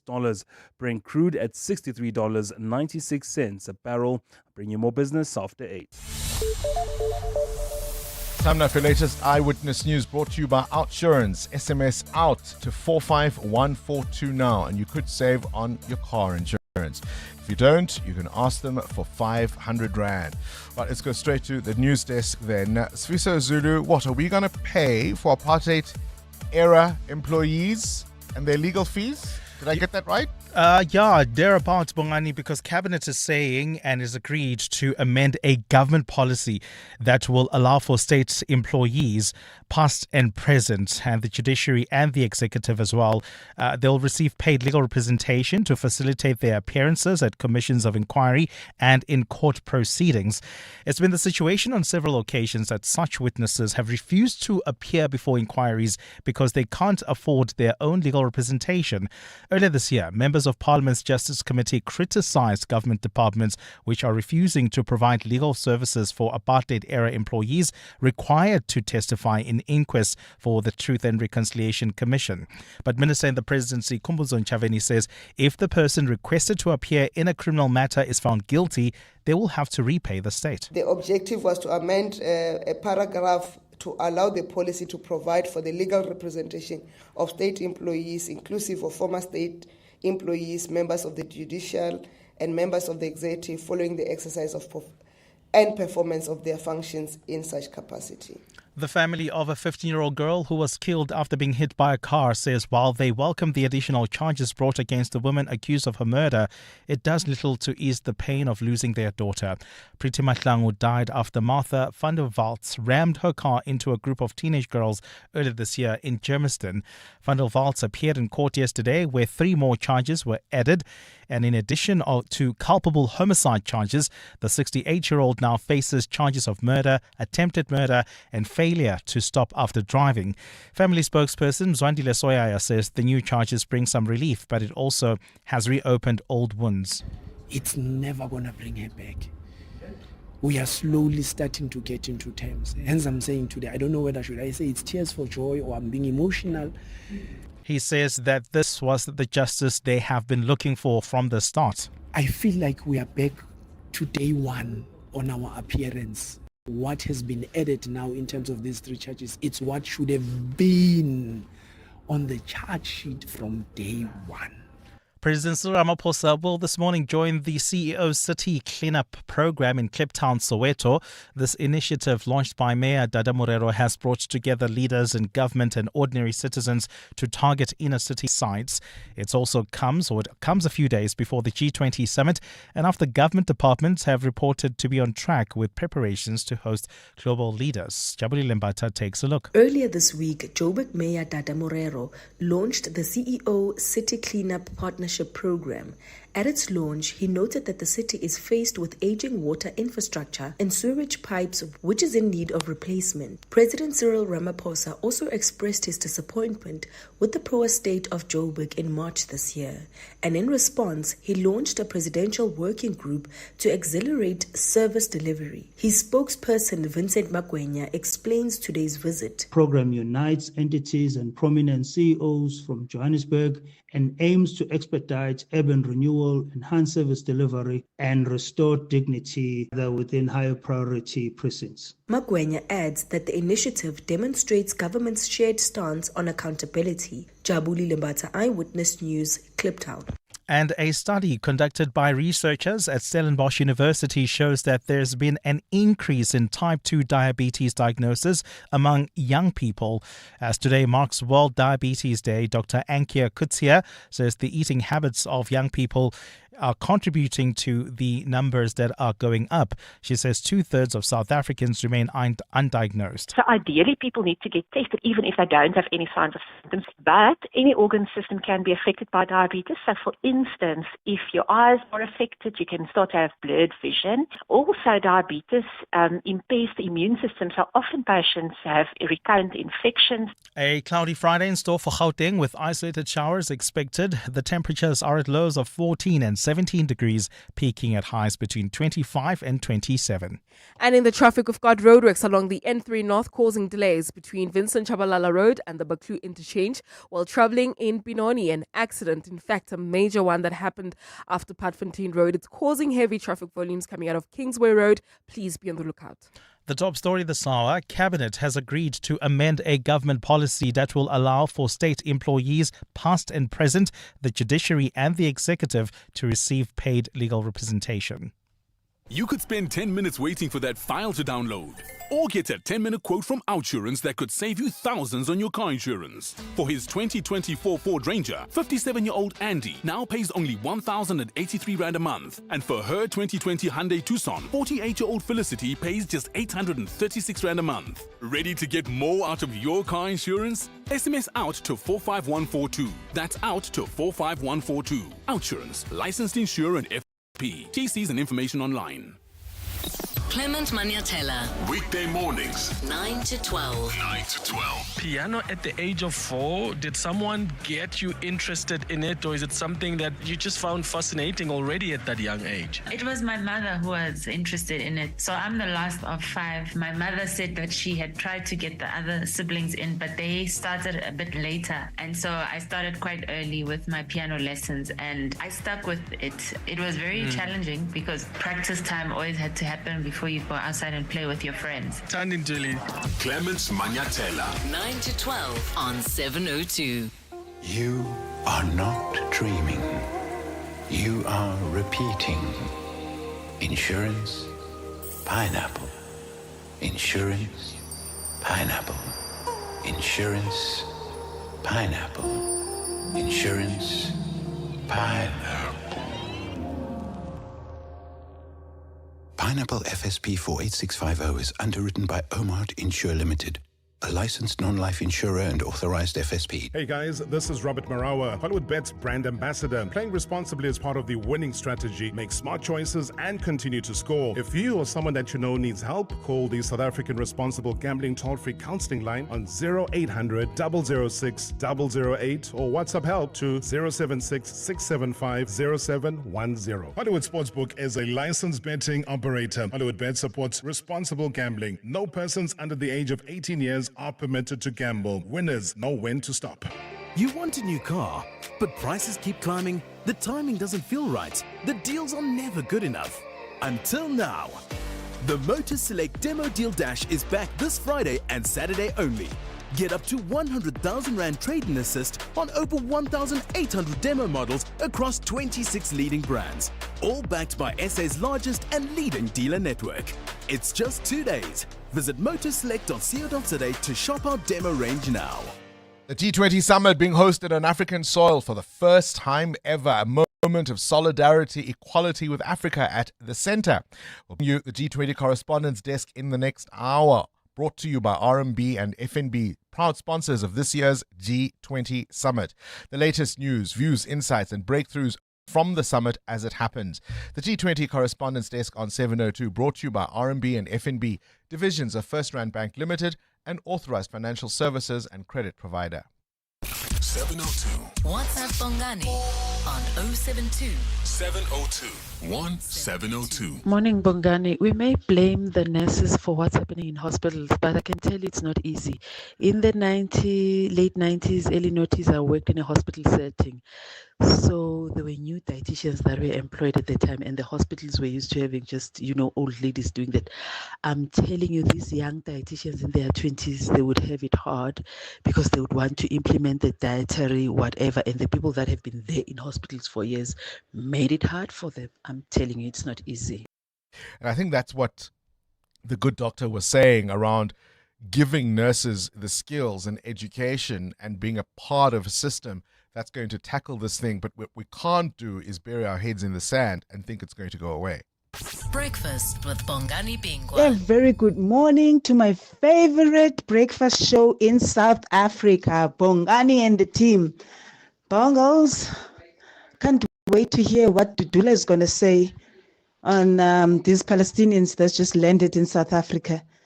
What is Dudula going to say about that? What's their take? Is it okay? Is it okay? I know this is not on. And ANC knew about it very well. Hi, Bongani. We are just trusting Jantam Kwanazi here with everything. When it comes to these illegal immigrants, one day we hope that he will reveal to us who's being paid for these people just to walk in and out, because I mean, now everyone just assumes our border porous, and actually they're not porous. Someone somewhere is being paid, but we'll find out. Thanks, Susan here in Drayton, Cullinan. Bye. Well, in case you missed it, a group of 130 odd Palestinians arrived in South Africa yesterday at OR Tambo International Airport. They say they were duped into coming to South Africa. Many of them thought they were going to countries like Malaysia or Indonesia. They came in here via Kenya on a chartered flight.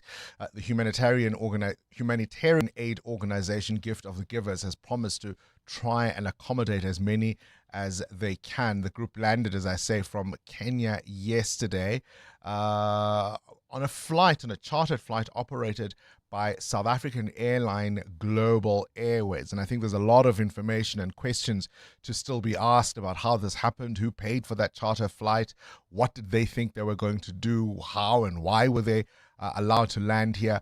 All of that at least unclear at this stage, but that information will certainly be coming through. 702. What's the question? What's the question is brought to you by Outsurance. A chance for you to win up to 3,000 Rand in cash. First, 1,000 Rand for the answer, and then a little later, 2,000 Rand if you can give us the question. SMS out to 45142 now, and you could save on your car insurance. If you don't, ask Outsurance for 500 Rand. Today's answer comes from Jabi, who is in Palm Ridge. Jabi, what's today's answer? It's 1991, Bongus. 1991. How old were you in 1991, Jabi?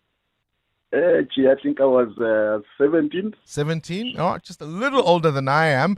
And if for no other reason, Jabi, we'll give you 1,000 Rand, all courtesy of Outsurance and 702. There you have it. Jabi's answer is 1999. What's the question? Call us now on 011 8830 702.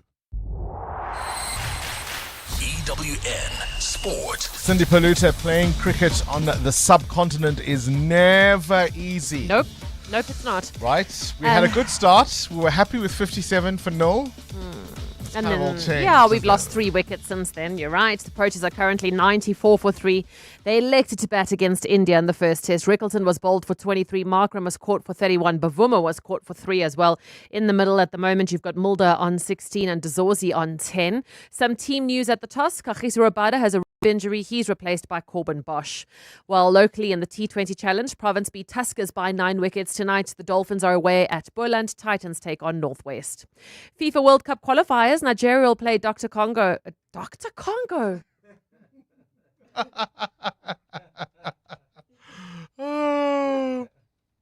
You know what? Can I be honest? It's a Friday. No, Friday. I was reading it, and this is possibly the most amateur thing you can do in broadcasting, which is you start thinking about other things. You're not concentrating on what you're reading. And I actually was thinking of a doctor friend of mine. I kid you not. I can't believe it. It's DR Congo, people. Dr. Congo. It's not Dr. Congo. You've given a lot of people in Johannesburg a very good laugh. I now have that... what's that Gloria Estefan song in my head? The Congo beat. The Congo beat. Anyway, okay. Do that Congo Nigeria beat. will be playing DR Congo, not Dr. Congo, on Sunday in a playoff. Please don't rewind that on the YouTube live. After Nigeria beat Gabon 4-1 in extra time, Dr. Congo shocked Cameroon 1-0. Okay. Let's come back. We're done. Come We're back. done. All right. France booked their spot at the World Cup after beating Ukraine 4-0 with 2 Mbappe goals. A 10-man Portugal lost 2-0 to Republic of Ireland. Ronaldo shown a red card for the first time in his international career after he elbowed O'Shea. Portugal have 1 group game against Armenia left. Norway beat Estonia 4-1. Holland with 2 goals. Italy kept their hopes alive with a 2-0 win over Moldova. Bafana's in action tomorrow. They're playing Zambia in a friendly at 3 o'clock. Coach Hugo Broos is hoping his players will show some creativity. We have to be prepared on everything, and maybe when you compare with the previous AFCON, we can't focus only on one way of playing. We need to be able to adapt in some situations, and that was something we didn't have in the previous AFCON. Springbok coach Rassie Rasmus made 11 changes to face Italy, including Marks out of the 23. Pollard is back. Rassie says it's been a tough 2 weeks for the majority of the pack. Coming off that physical battle against France, although we won and were down to 14 men, it really took a lot out of the guys, and the travel schedule from there was really pretty tough. It was late nights to get here, early morning flights and bus trips. And so, the training on Monday was tough for the guys. They were really stiff. But the guys who's playing, is pretty young. Kickoff tomorrow is at 20-3. All Black captain Scott Barrett's back from injury. He faces England tomorrow. Simon Parker also starts with Billy Proctor named at centre. And in golf, DP World Tour champs Michael Kim leads after the first round. He's on 8 under, 1 ahead of Fleetwood. South African Tristan Lawrence is 2 off the pace. He's on 6 under alongside Rory McIlroy. Cindy Paluta, Eyewitness News Sport. Hi, Cindy. I will forgive you. Hey, you've been giving us some great sport news. You're bound to make a mistake. Hey, Dr. Kongu. Day 20, awaiting proof of payment. Day 30, still waiting. Day 40, funds finally cleared.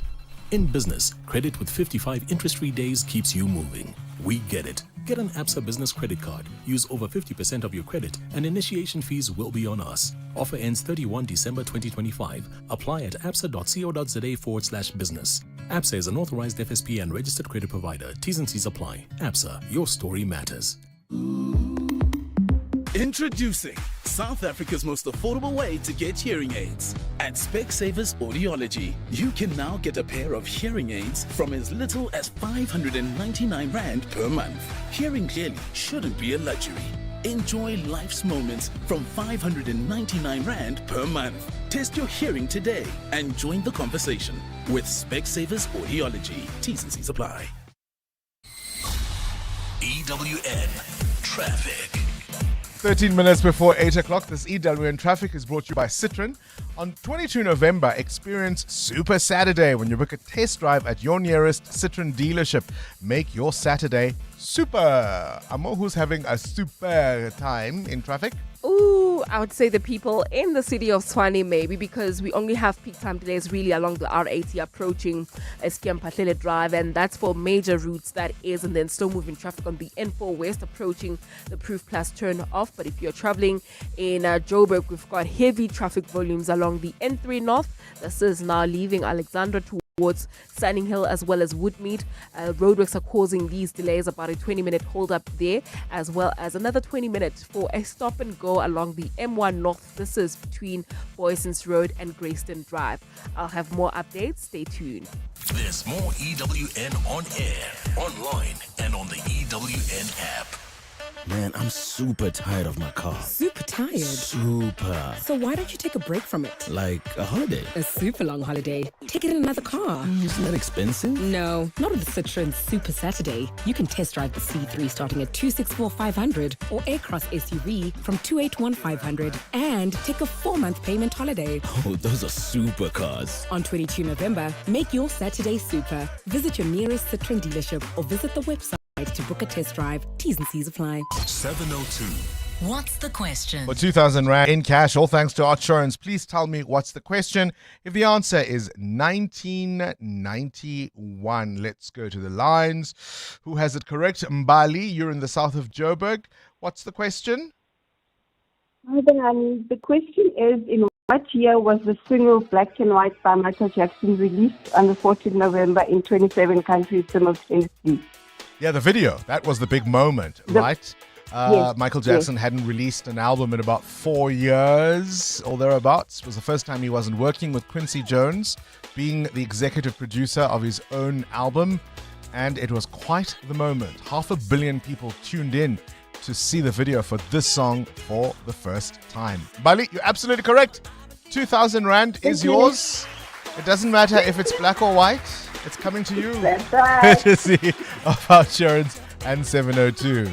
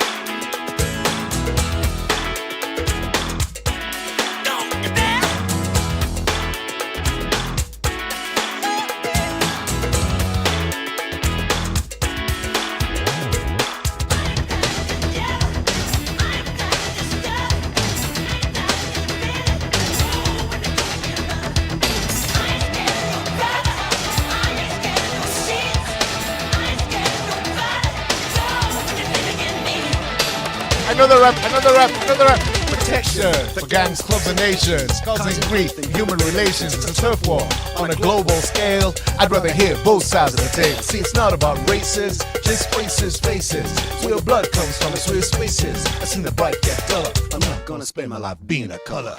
Never you agree with me when I saw you kicking dirt in my eye. Dr. Congo for sure.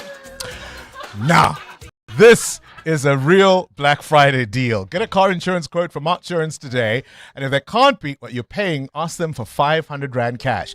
Make that 1,500 Rand if you've been claim-free with the same insurer for 3 years. You could get monthly premium savings or at least 500 bucks cash. You've got nothing to lose. SMS out to 45142. That's out to 45142. Outsurance is a licensed insurer and FSP. Summer's almost here, and so is the magic of the Stodels pot promotion. For a limited time, enjoy up to 50% off pots of every size, shape and color. Big or small, indoor or outdoor, plastic or ceramic. There's something special about finding the perfect pot, the one that brings color, life and joy to your garden. Hurry, this once-a-year event ends 16 November. Visit your nearest Stodels Garden Centre today. Stodels, create happiness. Business Outsurance are experts in business insurance for butcheries, restaurants, beauty salons and more. Here's Gert. I definitely have peace of mind that Business Outsurance is protecting our business. I do think Business Outsurance are the best insurance company out there, and they gave us the best quotes. Switch to Business Outsurance and you could get a massive 20% discount on your business insurance premium. Visit outsurance.co.za. Switch and save today. Licensed insurer and FSP. TCs and information online. The Money Show. Weekday evenings at 6. Obviously, the pressure is on to keep production at this level while gold is so high. How difficult do you think it's going to be to do that? You know, yesterday we forecasted at consensus, which is $1,000 below spot prices today, will generate around $20 billion of cash over the next 5 years. Goldfields got a proud history of over 138 years of continuous production. And Mike Fraser, CEO at Goldfield. The Money Show on 702. Let's walk the talk. The Money Show with Stephen Curtis is brought to you by ABSA CIB, named Best Cash Management Services in Africa at the 2025 EMEA Finance Treasury Services Awards. 702. 702. What's gone viral? With Kabazela. Time now for the world of viral content. Kabazela. Good morning to you, Bele. This one was a bit of an emotional one, the first video. Things my parents kept.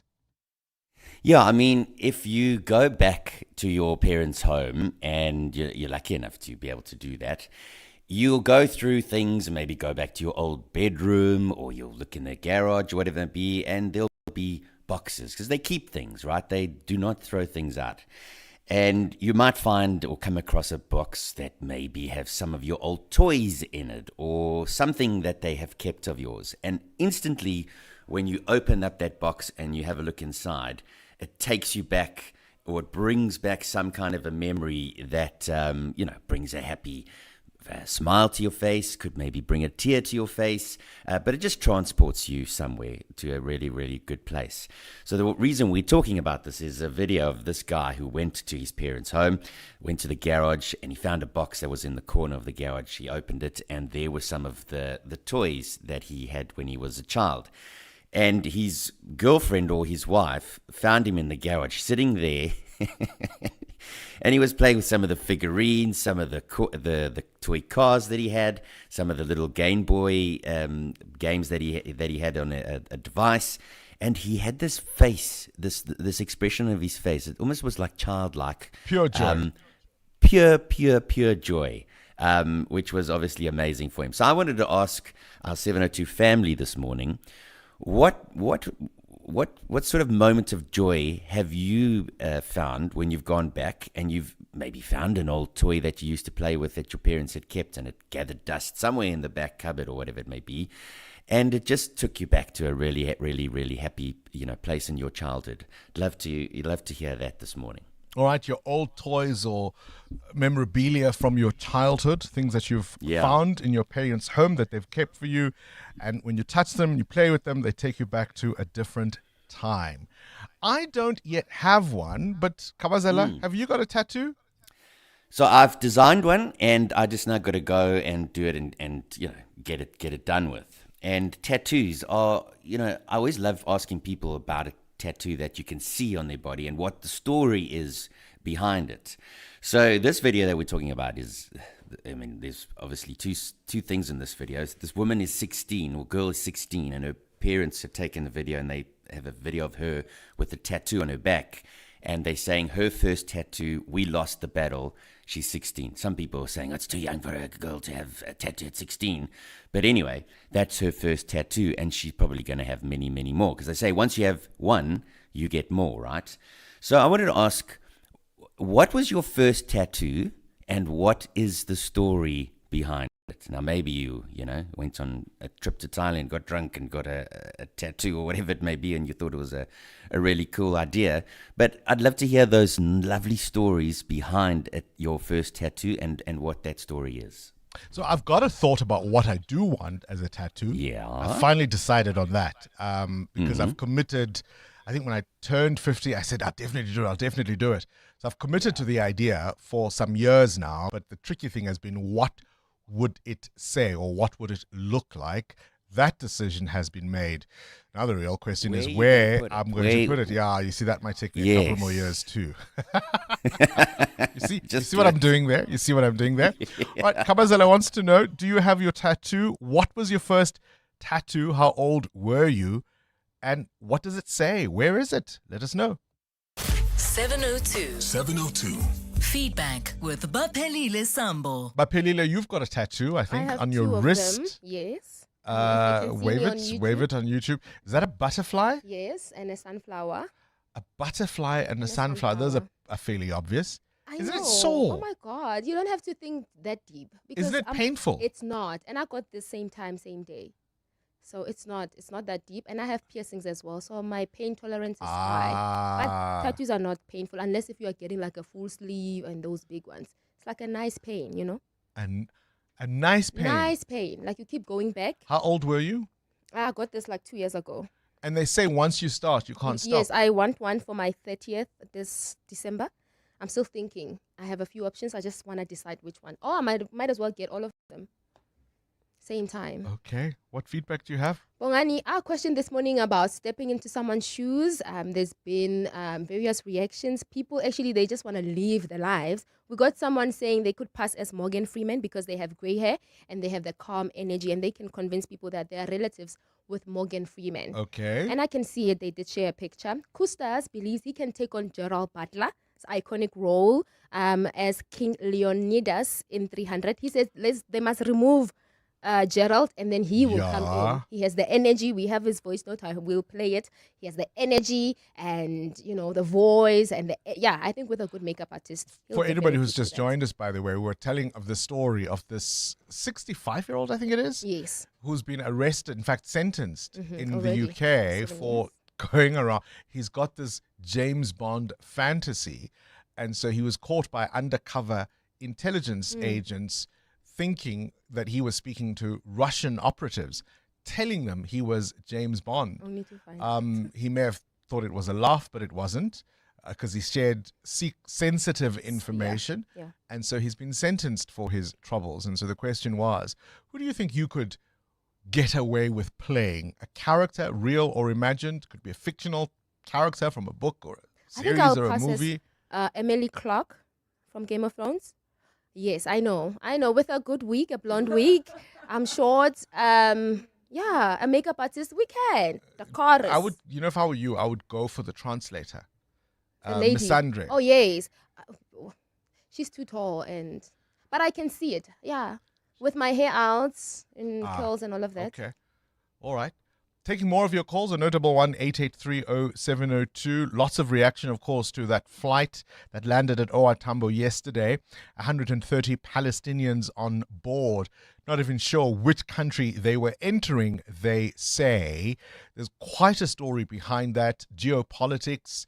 They claim that this flight was chartered by an Israeli organization. There was a bit of a scramble about what to do with them. It looks like we're letting them stay. Some have opted to leave and go to countries like Egypt. It's a massive, massive story with so many implications. And of course, World Diabetes Day we heard today. Get moving it properly and get it checked. It's 8 o'clock. This is EWN. Will Panyaza survive today's votes of no confidence in his leadership? And Fly-So-Fair has reached an agreement following a drawn-out labour dispute. Good morning, I'm Sfiso Zulu. Gauteng Premier Panyaza Lesofe's future in office hangs in the balance as he's set to face a vote of no confidence in the provincial legislature today. The bid for his ousting filed was tabled by the DA 3 weeks ago.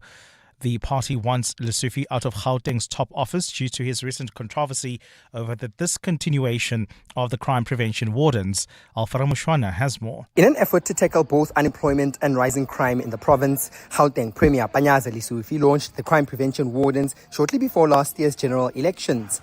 While some welcomed the initiative as a way to address both challenges, others questioned the legality of creating such a unit. Now, more than a year later, it has emerged that the formation of the crime prevention wardens was not backed by any legal mandate.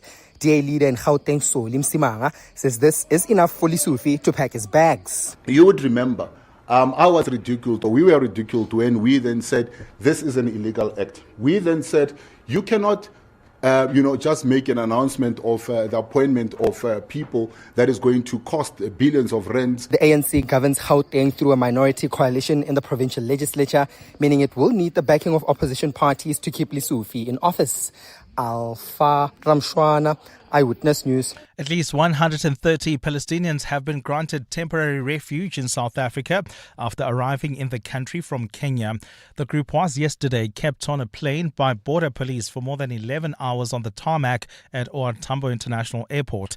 They couldn't immediately get off the aircraft due to not having customary departure stamps, which is a prerequisite before disembarking on South African soil. But humanitarian group Gift of the Giver stepped in and guaranteed to give them accommodation. 130 of them were allowed to stay in the country, while 23 others have left for other destinations.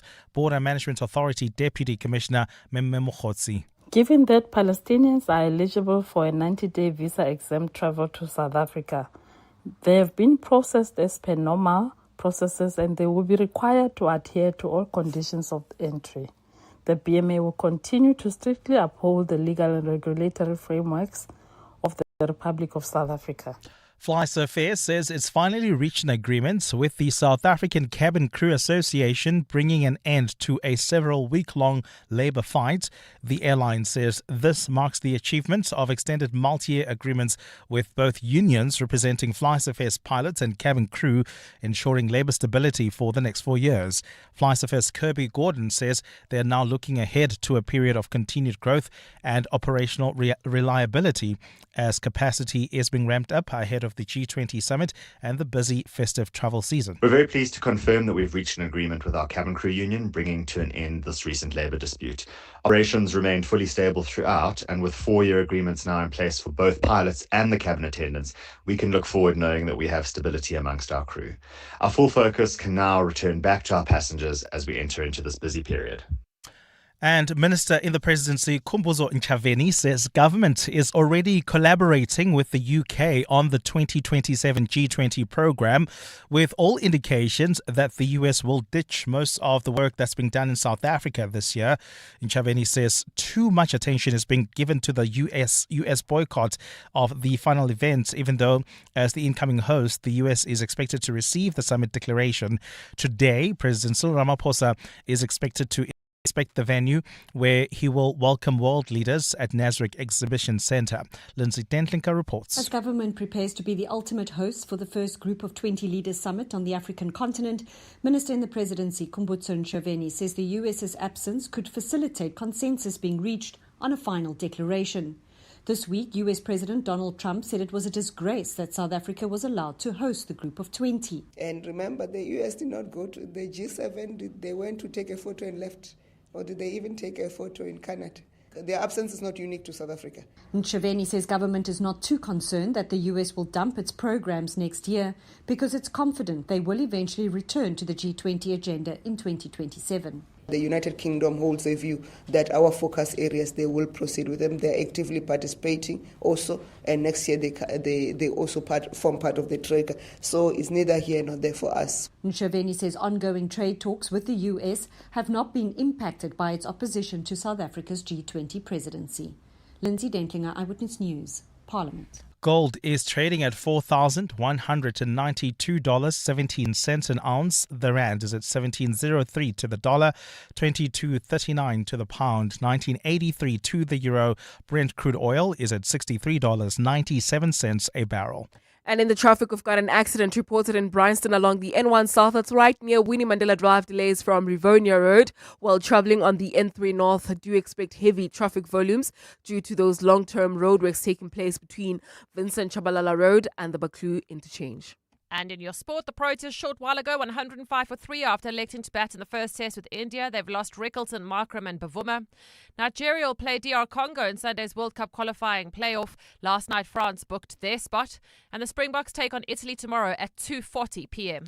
A cloudy Friday in store for Gauteng with isolated afternoon showers and thunder showers expected. The temperatures will peak at highs between 25 and 27 degrees. The top story in EW this hour: Gauteng Premier Panyaza Lesufi's future in office hangs in the balance as he's set to face a vote of no confidence in the legislature today. EWN, in touch, in tune, and independent. For the latest, visit ewn.co.za or download the EWN app. This is Breakfast with Bongani Bingwa on 702. Let's walk the talk. Well, here we go. The Gauteng Premier, what will the future hold for him? Is facing that vote of no confidence in the provincial legislature today. A lot of it, of course, stems over that controversy around amapanyaza, those crime prevention wardens, as he called them. Does the DA have enough votes? I'm not sure they do. It is one of those things we'll see unfold, not necessarily the most popular premier. A number of opposition parties siding with the DA, but enough of them to dislodge Panyaza Lesufi. What's your sense? What are your predictions? We'll keep an eye on that story. That temporary refugee status granted to at least 130 Palestinians, was that the right move? Do you buy the story that on a chartered flight that went via Nairobi, they had no idea where they were going? Have you seen the images out of Gaza and the destruction? If ever there were legitimate asylum seekers, surely it would be Palestinians, particularly from Gaza. Or do you say, hang on a minute, what does this then say or set as a precedent for people coming from other countries? Do they just get into a chartered plane and land at OR Tambo and Bob's your uncle? What are your thoughts? This is Breakfast with Bongani Bingwa on 702. Let's walk the talk. Kabazela wants to know, how old were you when you got your first tattoo? Amo, do you have a tattoo? I do have a tattoo. Really? I didn't know that about you. Yeah, it's not visible. You know, it's not very visible. No, it's not. Can you talk about it? Yeah, it's on my ring finger. My name and my husband's name together. Okay, so what did you come up with? His name is Calvin. Yes. Because we always hear about my husband, Calvin. Hey, Mattel. My husband, Calvin. All right, so Amo and Calvin. Wait, let me try and guess. Kalamo? No. Kalamo? No. Because isn't it ladies first? Okay. Yeah, try twisting it around, but ladies first. Amo Cal. No. So you made sure your name was first. No, I didn't. It happened. It just came. Okay, what is it? It's Amovin. Amovin. Okay. Mateo, beat that. Well, I can't because I don't have a tattoo at all. At my when big you get age. home, you might get into a conversation about act trial. Yeah. Is it something you would do? Are you keen to have a Yeah, tattoo? I'm not against tattoos, but it's not something I've actually thought about. I'm like, I should get a tattoo. It's not one of those I actually things. thought I would get one once I have kids, and that's passed twice. So, no. Unless you're going to have more kids. See, and then wait for the last one. Yeah, wait for the last two, and then you can combine all the The four last names two? together, and then 4 kids. Why would you assume he 4 wants kids. one more In and this not Rama two? economy. Yo. He tells us, remember, he's the man who tells us how the money is moving. If anybody should know. All right, do you have a tattoo? How old were you when you got it? What is it? Where is it? Do you care to let us know? And when you visit your parents' home, Muteo, are there things of yours from your childhood they still keep? Do you go and go, oh, really, guys, you still... Have you been in that situation? Yeah, no, my parents, especially my mother, kept a lot of my things, my reports from primary Yes, school. they always keep reports. Yes. They kept my first rugby scroll that was supposed to go on my blazer, but they just kept it on the certificate for some reason. I love my first rugby scroll. Like there were Meaning there's more many- that yeah, came after, but after this is that. the first one they kept. And I didn't mind not having it on my blazer because, there's so many others. Can I continue? Yeah, of course. No, my mom, so after she passed, I found a purse of hers and she had kept a photo of me. I must have been 6. And I looked exactly like my Sunday room at the time. So the picture's on my fridge, actually. Please tell me. No, frame it. Put it in protect it. Okay, I Don't will. let it fade. In fact, what I'd really love for you to do is to take one and keep them frame them side by side. Yeah. Frame them But together. it was like a tiny... Yeah, You know technology, right? We Yeah, can blow let's these see how things. that works. Let's see how that 2025, works. my friend. Amma, what have your parents kept of you from your childhood? My mother kept all the photo albums. So in fact, when I moved out of home, she gave it to me, my photo album, all the pictures from my childhood.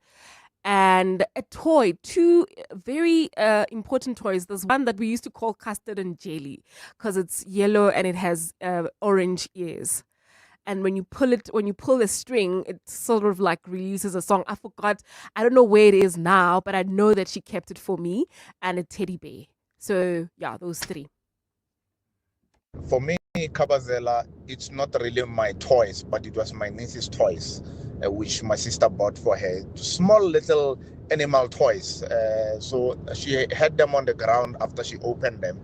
And immediately when I saw them, it took me back for when I was young. I used to have this double trailer truck toy and this bunch of animal small toys that I used to play with. And I would put these animals at the back of the 2 trailers and then push around singing, Kia marepzane, marepzane, rea marepzane, repza, repza, repzane, rea marepzane. Me and my sister used to laugh about it because I created this song in my mind with my imagination. And I used to love it so much that every time I would be pushing a car with this animal toys, I would be singing this song. And in my mind, Marepsane was actually carousel. Carousel to me was actually Marepsane. Come to think of it, it's funny how kids' imaginations work. I think a lot of people are laughing right along with you there. More of your voice notes on 072 702 1702. Let's talk. We're listening. Happy Friday. This is Larato from Garangua, who also lives in Joburg. Catch me on TikTok too, okay? But anyway, I got my first tattoo in 2018 when I was first year in varsity, rebellious as ever, tasting freedom, and I got Gift of Love on my chest, which translates from Larato Mpo, Larato Love, Mpo Gift. So I thought, you know what? Why not get a cute little tattoo that says Gift of Love? And that was the beginning of more tattoos and piercings that I have and more to come. Anyway, enjoy your weekend, guys. Happy Friday. Well, hello there, Uncle Bongos and team. I've got 2 tattoos. The first I got in 2016 on a study abroad in America. I've always loved the phrase "Que sera, sera," so I got it on my clavicle. Starting with like an EKG monitor, peaks, and then the letters or the words "Que sera, sera." My second one was after a terrible breakup, after a very long relationship. and I, again, wanted a story attached to it. So I traveled to Mozambique on a solo trip or solocation, and during there I went to one of the back alleys. Very, very risky decision. But I thought, hey, at least I'll have a story to tell. And I had one. Really means nothing except a yin and yang, rebalancing of energies, following a huge change in my life. Yeah, a back alley tattoo in Moz. You're braver than I am, my friend. You're braver than I am. Your first tattoo, what is it? Where is it? How old were you when you got it? Yeah, I know. We see you, Bonks. We see you. You're nice with those lyrics, huh? You would make Michael Jackson proud, for real. Happy Friday. It's my single project. Bongos. Happy Friday. You're showing your colors. You're showing what you are capable of doing. Anyway, Eric from Pretoria. Keep it on, man. Let's go. EWN. I rapped a little earlier. What were they saying on YouTube, Amo? They were apologizing to me, saying it's good enough that I have to go through your singing every day, and now the rapping. There's a rap. It just makes it worse. Sorry, Only Amo. they'd seen Muteo's look, his expression. He's not impressed. This EWN Traffic is brought to you by Outsurance. SMS out to 45142 now. And you could save on your car insurance. If you don't, ask them for 500 Rand. Amo? Well, Bongani, we've got delays on the M2 West between Heidelberg Road and the Crown Interchange. An earlier accident is causing these delays. There's also queuing traffic on the N3 North. So this is due to the roadworks that are taking place right after Vincent Chabalala Road towards the Baklu Interchange. Please be on the lookout there. And if you are traveling on the R21 North, some delays really approaching Olifantsfontein Road, and that's due to roadworks. More updates coming up. Stay tuned. There's more EWN on air, online, and on the EWN app. The Outsurance pointsmen know that every car on the road carries a story. Like the eager beaver driving to meet the woman of his dreams. Butterflies in his stomach, GPS on full volume. He checks his hair for the 7th time. Looking good. The Outsurance pointsmen know it's not just a car in traffic. It's a possible love story on the move. Every story's different and every story matters. That's why the Outsurance pointsmen have been doing what they do since 2005 in proud partnership with 702. Outsurance is a licensed insurer and FSP. This is Breakfast with Bongani Bingwa on 702. Let's walk the talk. 18 after 8, the G20 Correspondents Desk on 702, proudly brought to you by RMB and FNB divisions of First Rand Bank Limited. She was out last week and she's back. Nokhanya Mtambo has been, of course, our G20 correspondent. And it's all gearing up, Nokukhanya. 9 days to go. So we've been warning about road closures all around Johannesburg. Yeah. Some of the busier areas, Rosebank, Sandton, some of the highways. With 9 days to go, what's all the fuss this weekend? So this weekend, good morning to the listeners as well, Bongani. We have the dry run. It's the second one leading up to the Leaders Summit next week. Again, it's really just a dress rehearsal, prepping for the arrival of the VIPs, making sure that, they're able to get from the airport to the venues where they need to get to. I actually just tweeted just now the road closures where they'll be. It's along Nasrec, what is it? The Golden Oxford, Highway. yeah. Yes. So in and around Nasrec, that's where they'll be. I've just tweeted that. So if you want to check those out, Kanya_Mtambo on X. All right. I also have been keeping an eye on some of the leaders that we understand will not be coming to the G20, the presidents. We know, of course, the US president's not coming. Chinese President Xi Jinping is apparently also not coming. The Argentinian president has said he is not coming. We're awaiting news of the Japanese Prime Minister and whether or not she will attend. But whether they do or not, business continues. Nokhanya Brand, South Africa and the B20 Secretariat convening a high-level roundtable this week. What were they talking about? So it's really just trying to find synergy between the G20 stream and the B20 stream, so the business aspect of it, and making sure that the policies between the G20 and the B20 align, not just during G20 but post G20. Where do these policies go? You want to make sure that the public sector and the private sectors are able to work together post the G20 so that we're getting closer to economic recovery. It's good and well, Bongani, to have capital, for example, to have your skills, innovation and technology from the private sector, but you also need to know that government is coming to the table in terms of your policy framework so that it's an conducive environment for economic growth and so on. So those conversations trying to bridge the gap between business and the public sector. I would imagine Operation Vulindlela a big centerpiece of that kind of conversation. It absolutely is. And we actually had an update, I think it was 2 weeks ago, of phase 2 of Operation Vulindlela. And they are trying to gear towards the structural reforms again for economic recovery.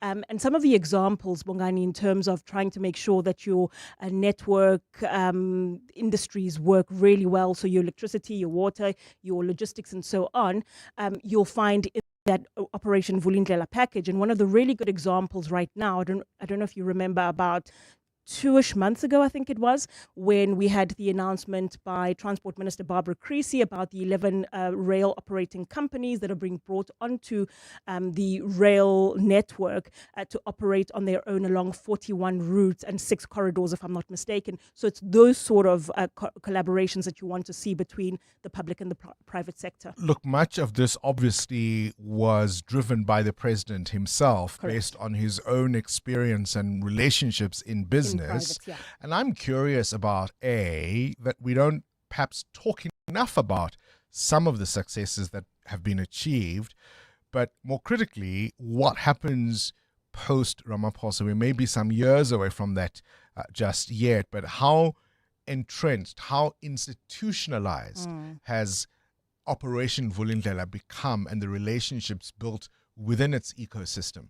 I think it's doing quite well, and it's not just a relationship that started purely at the start of President Cyril Ramaphosa's term. This is a long-standing relationship between the private and the public sector, and I think they've kept it going quite well. And I think even post President Cyril Ramaphosa's term, they should be able to keep it going. The private sector has played ball quite well, so I think the push from both ends bodes quite well for that relationship. All right, 9 days to go for the real deal, but tomorrow yet another rehearsal, perhaps the final fine-tuning to make sure that we are ready for what is meant to be the biggest event on our calendar, certainly this year. Hosted in Africa for the first time, the G20 will focus on solidarity, equality and sustainability. And so stay listening to 702 because we will bring you news, insights from the summit. And of course, we continue with our G20 correspondents desk brought to you by RMB and FNB, proud sponsors of this year's G20. It's guided by the spirit of Ubuntu. RMB and FNB empower communities. Divisions of First Rand Bank Limited, an authorized financial services and registered credit provider. As always, Nokanya Mdambo, great to see you. Excellent reporting as usual. 702, The World View with Adam Gilchrist. All right, let's spread our wings a little, shall we? Adam Gilchrist, a very good morning to you. I don't know what button I pressed there, but no matter, we move on. Drugs drifting into South Korea, Adam. Yeah, 8 times these drugs have been found on the beach of Jeju, which is a South Korean island. 8 different instances. In one case, it was a 20-kilo haul, always ketamine, looking very much like tea bags. I guess you could call this high tea. I borrowed that from someone else. These tea bags with ketamine. Obviously it's used in medical procedure, but in recreational use, it can be extremely dangerous, and it is a Class A drug essentially when it's used recreationally. And for it to have washed up on Jeju Island 8 times, there are also reports that they've found these tea bags, in inverted commas, in another part of South Korea and in Japan. So there are all sorts of theories now about where this could have come from. It's known that sometimes drugs gangs drop off what are essentially waterproof floating packages, and they put a tracker on them and pick them up later. But no tracker on these, seemingly, not kind of bound together, but kind of bobbing along in separate packages. The thought is maybe this is from a narco boat that might have sunk out in a storm in the Pacific, or maybe they inadvertently fell off the side of a boat, excuse me, and therefore they're suddenly just finding their own way. How many more are there out there? South Korean police have been mounting quite an operation to try to comb the beach for them, but they're at the whim of the tides at the moment, and as I say, they don't know really where they come from. And Adam, of course, you'll know the standing joke in Seoul right now. What did the mushroom say to the party? Why did the mushroom go to the party? Because he was a fungi. Let's go now. Yeah. Let's go to Europe now. Is the saber rattling from Zelensky, or are there real warnings to be considered here?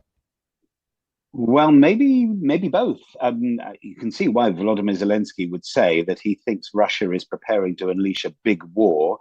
Russian forces have of late made some small gains in eastern Ukraine again, under the cover of rain and fog in particular, and also because Volodymyr Zelensky is seeing more of his own country eroded by the Russian invasion. And whilst well bolstered, it's not enough to turn the Russians back. So he would say this, wouldn't he? But Volodymyr Zelensky's warning about a so-called big war in Europe has actually now been backed by some high-ranking European defense and intelligence officials. They got together and they've had a meeting and they said, you know what?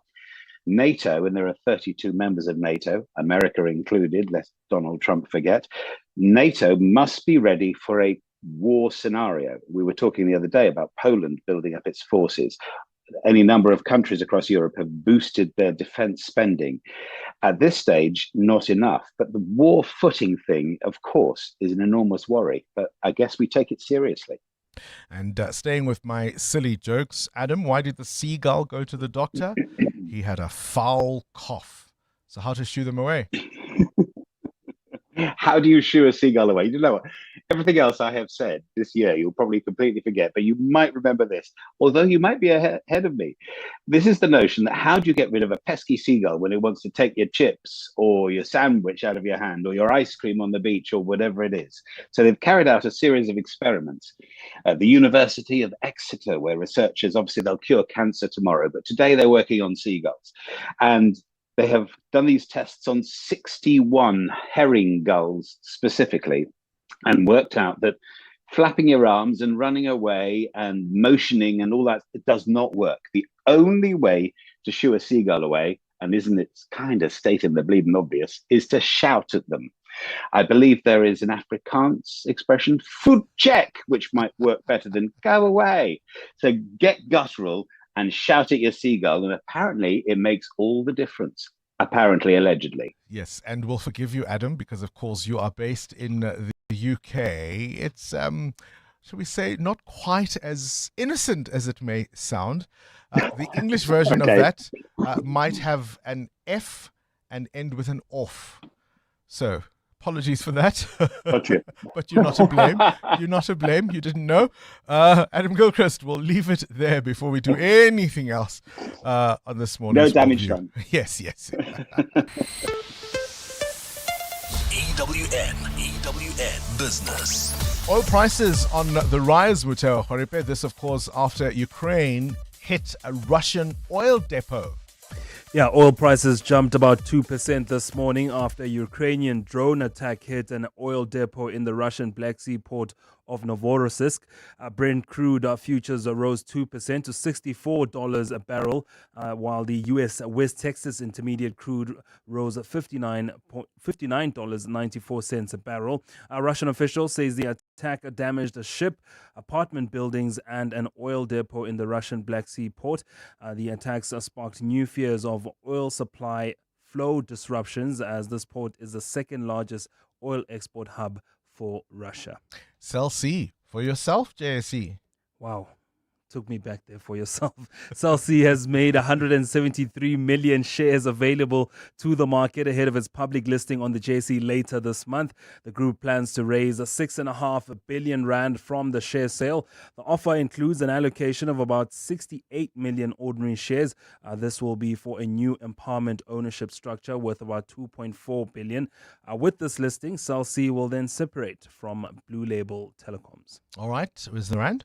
Rand at this hour, 17.03 against the US dollar, still in a good position at 19 Rand 83 cents against the euro, and you'll need 22 Rand 40 cents to get a British pound. Price of gold up 0.5% at $4,192 an ounce, or platinum is at $1,589. Brent crude now at $63.99 a barrel. Stephen Grotes to take care of business later this afternoon. Exactly 8:30, your time check. Let's go straight to the news desk. Good morning again. It's Fiso Zulu. Thanks, Bongani. Good morning. The EFF has laid a police complaint against Senzo Mkunu's Chief of Staff, Cedric Nkabinde, for misleading Parliament's police inquiry. The party says Nkabinde misrepresented the facts in his sworn statement surrounding specific dates related to the suspected police minister, or rather suspended police minister, and his engagements with controversial Northwest businessman Brown Mokgotsi. The ad hoc committee investigating police corruption yesterday also postponed its hearing with Nkabinde due to some discrepancies in his statement. Babalon Denze reports. Members of the ad hoc committee slammed Cedric Nkabinde, accusing him of deliberately misleading the committee when he submitted incorrect dates about key events. Members from most parties agreed that Nkabinde should be released and come back on a later date with the correct information after admitting that he thumbsucked the information. The EFF has taken it a step further by laying a perjury charge against Nkabinde at the Cape Town Central Police Station. EFF ad hoc committee member Leanne Matthys. And we had to adjourn because it came to light that his statement, and in his own words, he said he was thumbsucking. And it looked like it was extremely intentional. You can't have someone who has been in the police force, according to his own statement, since 2004. And he does not understand the seriousness of giving us an accurate statement. The committee is also seeking further legal advice before Nkabinde returns to continue his testimony with a revised statement. Babalon Denze, Eyewitness News, Parliament. Cabinet has agreed to amend a government policy that will allow for state employees, past and present, the judiciary and the executive, to receive paid legal representation to facilitate their appearances at commissions of inquiry and in court proceedings. It's been the situation on several occasions that such witnesses have refused to appear before inquiries because they can't afford their own legal representation. Earlier this year, members of Parliament's Justice Committee criticised government's departments which are refusing to provide legal services for apartheid-era employees required to testify in inquests that stem from the Truth and Reconciliation Commission.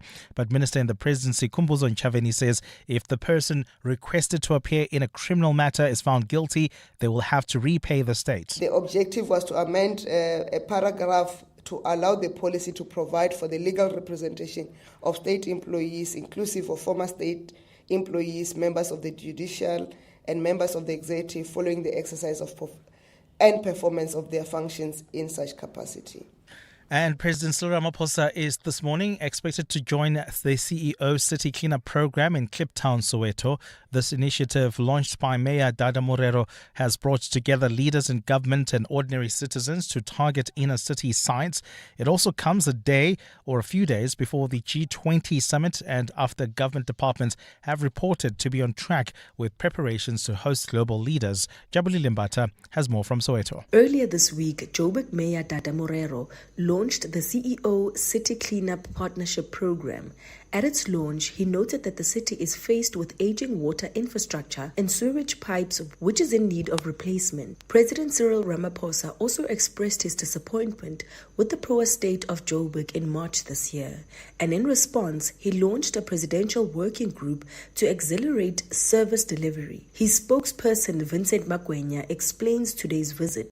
Program unites entities and prominent CEOs from Johannesburg and aims to expedite urban renewal, enhance service delivery, and restore dignity within higher priority precincts. Magwenya adds that the initiative demonstrates government's shared stance on accountability. Jabuli Limbata, Eyewitness News, Kliptown.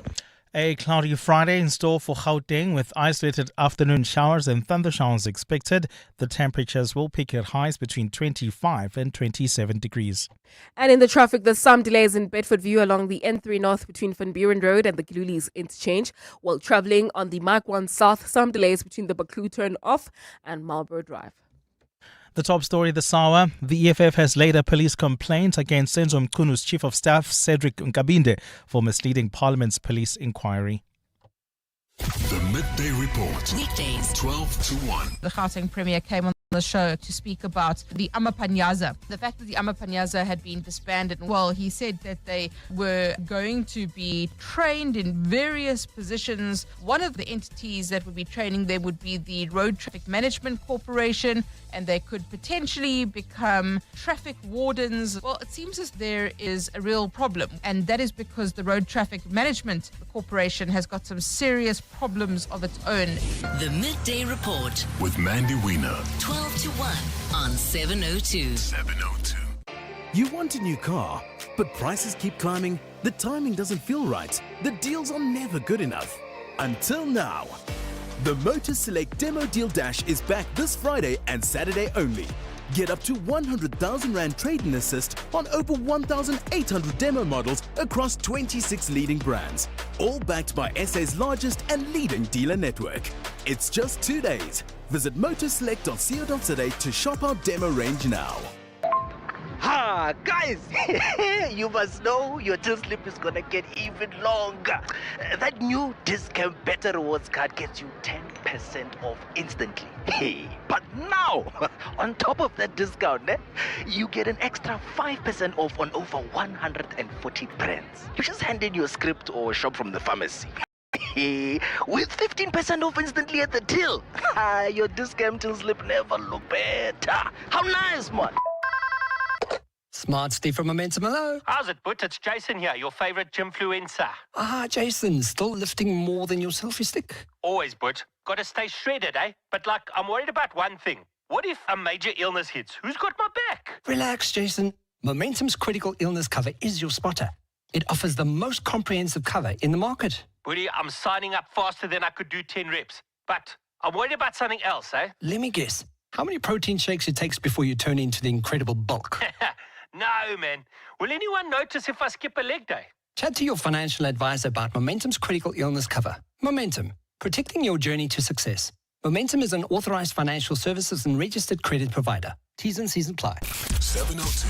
WhatsApp Bongani on 072 702 1702. Morning, Bongani and team. This is Kolani from Sebokeng. The character I'd love to play is Joe Morton's Rowan Pope on Scandal, or The Fixer. Olivia Pope's dad. I have seen characters in my life, but that man ripped through that character. I mean, he delivered the facts, even though he was a bit corrupt, but how he knew his information and how he dug the information, how he got it through the B613 slush fund and all of that.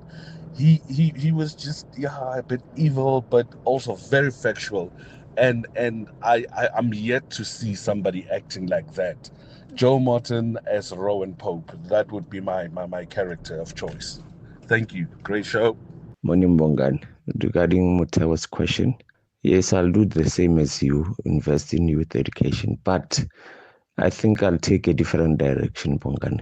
I will emphasize on educating youth not to abandon or not to drop off their studies, importance of completing your studies and how that can change your life. Tabange. Yeah, indeed. Mateo asked the question a little earlier on, referring, of course, to that incredible deal that Dangote has inked in Zimbabwe. If you had $1 billion, what would you work to improve on the continent? Education, certainly one of the ideas that is coming through. We're also asking the question, if you could play one character for a day, convince all of us around you, which would it be? Certainly one of the best written characters on television has to be Papa Pope. I absolutely concur. Those are great lines for Joe Morton to have delivered, playing, of course, the father of Olivia Pope in that series. Do we call it Scandal or The Fixer? I can't remember. EWN Sport. I think it is The Fixer in South Africa and Scandal overseas. I tell you what, Cindy Paluta, people who might need a fixer are the Proteas, trying to steady the ship a little after a wobble earlier. Yeah, they've managed to get to 105 for 3 at lunch on day one. They did elect to bat against India. They're playing at Eden Gardens. In the middle is Mulder on 22 and Dazorzi on 15. Proteas lost in order. Rickleton for 23, Markram for 31 and Bavuma for 3. They don't have Rabada for the test. He has a rib injury and has been replaced by Bosch. In FIFA World Cup qualifiers tonight, the Netherlands will qualify with a win over Poland. Croatia will seal top spot in their group if they beat Faroe Islands. Last night, France qualified with a 4-0 win over Ukraine. Portugal shocked 2-0 loss to Republic of Ireland, including a first ever international red card for Cristiano Ronaldo. For Africa, Nigeria will play the DR Congo on Sunday for a place in next year's intercontinental playoffs. While Bafana's in action tomorrow, they're playing Zambia, but it's just a friendly at 3 o'clock. Coach Hugo Broos is using it as a great learning experience. Those who were already on a World Cup or an AFCON with -20 or -17, they have already that. But you have to continue. But now the next step has to be done. And if you don't go on working with those guys, all that talent will be lost in as quick as you can think. But Coach Rassie Rasmus named Johan Krobler to replace Malcolm Marx in the match day 23 for tomorrow's game with Italy. When you lose Ox and Mchunu Tux hasn't played rugby, lost Loord, definitely we are saving Thomas a little bit for the Irish Test match, because we won't have him after that match when we play Wales, because that's outside the window. We felt Buan is now on cap 7 and he's doing pretty well. Probison's on cap 5 or 6. He did really well when he came on, even only for 5-6 minutes. And then again, Zach has played one match for us, but on the bench there's nice security. Kick-off tomorrow is 20-3. All Black captain Scott Barrett's back from injury to face England at Twickenham tomorrow. Coach Scott Robertson. It always turns it on, the atmosphere, and it's a great occasion, a special place where rugby's loved. So I think they're going to look forward to a game that's going to be played the way it should be, the ball in hand, and there'll be a kicking battle, but it's what comes after that's the key. And at the ATP finals, tennis yesterday, Alcaraz cruising past Musetti 6-4, 6-1. Demina beat Fritz 7-6 and 6-3. Cindy Paluta, Eyewitness News Sport. As leaders in renewable energy finance, Nedbank has a track record spanning over 100 years. From pioneering large-scale solar and wind farms to financing complex energy infrastructure in emerging markets, Nedbank offers clients deep sector expertise, combined with the ability to navigate the unique challenges of Africa's just energy transition. See money differently. Nedbank. Nedbank is a licensed FSP and registered credit provider. We get told to wait for things. Wait for the right moment. Wait for a rainy day. Wait till the cows come home. Cows? Really? Well, the waiting is over, because the Decophone Furniture Black Friday Super Sale is now on, and with 15 to 40% and more off everything for the whole of November. What are you waiting for? The Decophone Black Friday Super Sale, now on, in-store or at decophoneSA.co.za. EWN Traffic.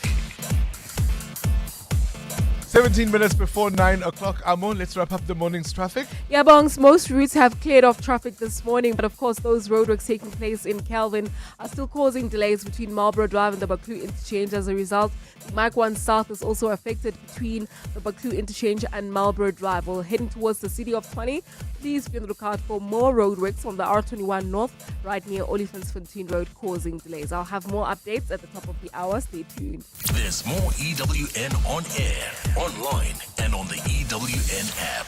Hi, this is Carol Shabalala, Hollywood Bet's brand ambassador. It's more fun when it's for fun. Playing responsibly is always a winning strategy. If you or someone you know needs help, call the South African Responsible Gambling toll-free counseling line on 0800 006 008 or WhatsApp help to 076 675 0710. Hollywood Sportsbook is a licensed betting operator. Hollywood Bet supports responsible gambling. No persons under the age of 18 years are permitted to gamble. Winners know when to stop. What do partners of the Gates Foundation do when facing the world's toughest challenges? They keep going. From discovering a plastic drape that helps detect excessive postpartum bleeding faster, to developing better bed nets to kill malaria-carrying mosquitoes, to researching an RSV vaccine that could save hundreds of thousands of children. For every problem, there are people who prove that progress is possible. The Gates Foundation, partners of human potential. Learn more at gatesfoundation.org/keep going. Standard Bank and 702 have joined forces to bring you China Unlocked. Africa generally provides a massive opportunity for all tourists. People, Europe is largely saturated in tourism. I see in the Middle East significant numbers of tourists increasingly coming to this part of the world. Think Saudi Arabia, I think the UAE, Dubai in particular, Abu Dhabi, and increasingly. And it's all about creating connectivity, safety, and a good value proposition for tourists. We have a relatively cheap destination, generally speaking. It's, of course, there's a long-haul destination, but people want those unique experiences. We have to package it, market it, and sell it effectively. Don't miss China Unlocked on 702 Drive with John Perlman. Tuesdays on 702. Brought to you by Standard Bank Business and Commercial, an authorized FSP and registered credit provider. Join us. Let's walk the talk. This is 702. Hi, Bongani and the team. Guys, so sad to hear the story of these Palestinians. However, super chuffed with the way the government is dealing with this. I think this was a plot by the Israeli government to try and create a negative image and almost like a smear campaign against South Africa as we're about to step onto this global stage with the hosting of the G20 summit. So I think whilst this is not an easy issue to deal with, the way we are dealing with this is really great, preserving our image, making sure that we stay intact and together, maintaining a great image internationally and locally as we are about to host the G20 summit. So, hey, big ups to the government. And I think it is very sad to see what the Israelis are doing. This is inhumane and it's not acceptable. Thank you. Look, there are geopolitical questions to be considered around this. I don't think it's as simple as a group of Palestinians figuring out out of the chaos and destruction of Gaza, they'll afford a chartered plane and come to South Africa.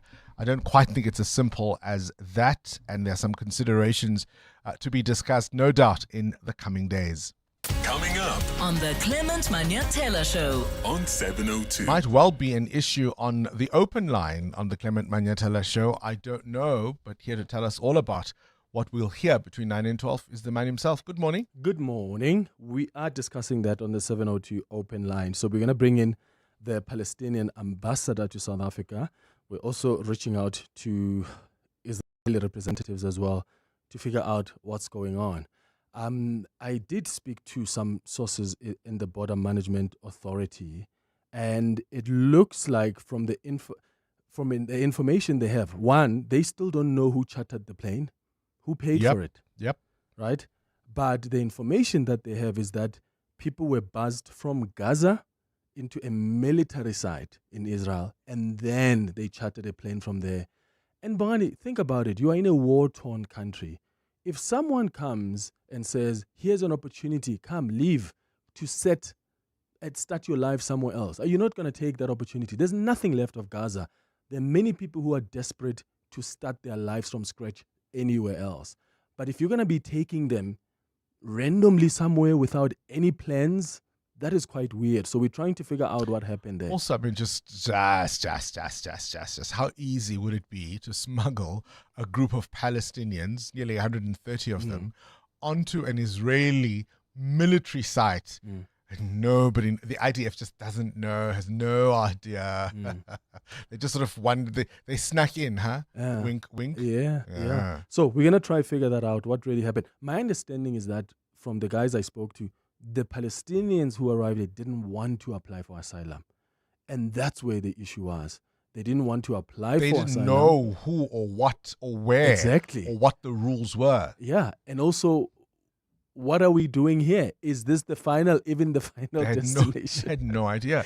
Okay, so that's they come in and say they're tourists until they realize, oopsie daisy. So that's on the 702 open line. We'll start with the Palestinian ambassador, because I know she met with them last night. She went to OR Tambo.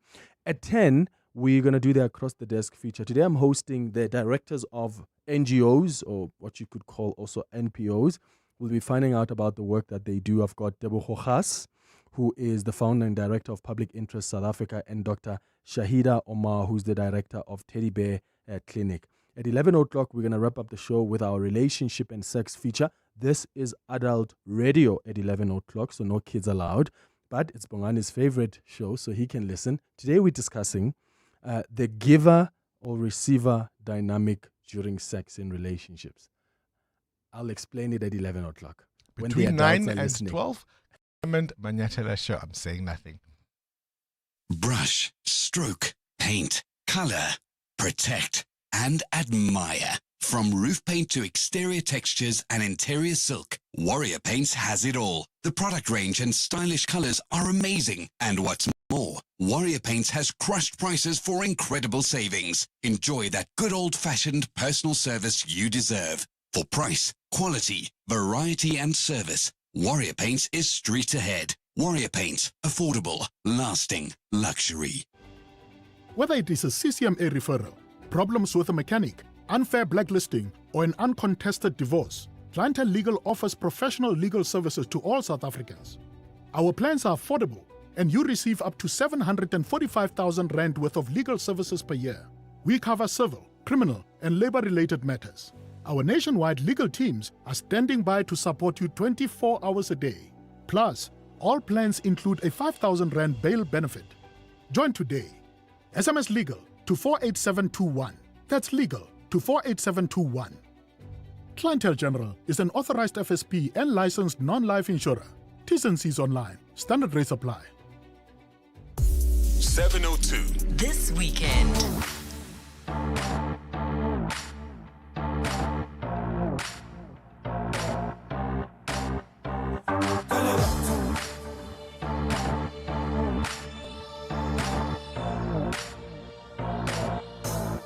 Oh man, it's one of our anthems, is it not, as a nation? Think of a party, think of any major sporting event. This is one of those songs. So, Woza Weekend, brace yourself for a one-of-a-kind musical spectacle as we hear from the Galangata Boys and Trompis taking to the stage in a fusion of township rhythm and symphonic elegance. This, of course, is happening at the State Theatre in Pretoria this weekend. For lovers of kwaito, perhaps even orchestral music, it's going to be quite a fusion. We're joined in the studio by Ntombo Futhi and, of course, Tumelo, who is one of Mandoza's sons, part of the Galangata Boys. Tumelo, I'll start with you. Your father is a legend, remains a legend in South Africa. How old were you when you first heard this song, Galangata? I think as soon as I could hear, I heard that song because it was made before I was born. Yeah? Yeah. And did you make any connection between Dad and the superstar who was singing it? So at that time, I could tell, okay, my dad's not like other people, but like I couldn't like really... Couldn't quite place it. Yeah, place it. And so I started like maybe take us to one of his shows, and then I'd put two and two together. Oh, he's that guy. And what did that feel like? How old were you? I was probably as like long back as I could remember, like 3, 4 years old. 4. Yeah. So you always grew up with the superstar idea of your dad. Yeah. And growing up, how were other kids with you, knowing that you were Mandoza's son? Well, there was like two sides to it, you know? Yeah. Everyone treated me like a normal person, treated me and my brothers like normal people. But as got called, good, yeah, guy is your dad. So yeah, I was like, sometimes it's you know, like maybe your friend heard something on the news. Yeah. Obviously, they're gonna come ask you about it. Did like your father really do this? Did your father say that? Yeah. Did anyone call you Ngalangata? Not at that time. Like it was things of good. Yeah, Mandos. Like okay. Mando, yeah. All right. So here you are. You've decided you and one of your brothers to become part of the Galangata Boys. Am I correct? Yeah. That's the group. Third one is in training. The third one is in training. Tell me, how did you come about forming the Galangata Boys? I think I can say there was a demand for his music to be performed, you know. So we took it upon ourselves to say, like, there's no one else to do it. Looked at my brother, like, you already look exactly like him. I'm a musical genius. And then let's just see what we can do with this. Okay, so what are you doing with this? In what specific? What are the Galangata Boys? What are you about? Galangata Boys are Mandoza's legacy. So we want to make people understand, okay, guys, we are not Mandoza, but we're the closest thing to him. And knowing that, we're going to do to the best of our ability to give you the performances he did. Is the plan to carry his legacy through his music, but also coming up with some of your own? Yes, definitely. All right, Ndomfuthi, let me bring you into this conversation this weekend. What are we looking forward to? What is going to be happening at the State Theatre? Looking forward to something new, bringing a fresh view into Kwaito. As much as people have been saying Kwaito is dead, but it's not. That is the soundtrack of our childhood. And excuse me, it would be nice to introduce the younger generation to the soundtrack of our childhood so that it would carry them. Also with songs that like Mandoza, the late Mandoza had, like Respect to Life. Those are songs with life advices. Those same challenges that he faced then are the same challenges that the kids that are facing now. So now bringing Kwaito into the new generation, and also not just as in the streets, but also in the concert halls. Zola's also a part of this weekend? Zola 7? Zola 7 and Drompis, they are a part of the show. We are planning on making more shows. This is not just the only event. This is only the beginning. So Kwaito has to be celebrated in every corner that there is. And there's an orchestral element to this as well. Yes. Tell me about that. We are working with the Soweto Theatre Youth Orchestra. This is a new school down in the township in Soweto. So exactly where Kwaito was born. So this is also telling the younger kid, Guti, you don't necessarily have to be in like the upbeat music, just to be a part of music and be part of being creative. There's also an orchestra that can literally take the music that you've seen in the street and then bring it to you and then bring it into the concert hall. And do something else with it. Yes. All right. As a young person, what does it mean for you to, because we're all about Amapiano now and Afro-pop and new sounds. What does it mean for you to hear the sound of Kwaito and all these groups? It's a chance to express something that a lot of people don't get to experience, because like I grew up in an era where everything is digital. From the music we get, it's no more CDs now. We have streaming and that. So to actually hear the music being played raw in front of you, like in your ears. I'm a sound engineer as well. So the trained ear that I have, just listening to the instruments, it's out of this world. Listen, you can catch Kwaito in Symphony this Sunday, the 16th of November. It's happening at the Opera Theatre at the State Theatre in Pretoria, and you can get your tickets at Web Tickets.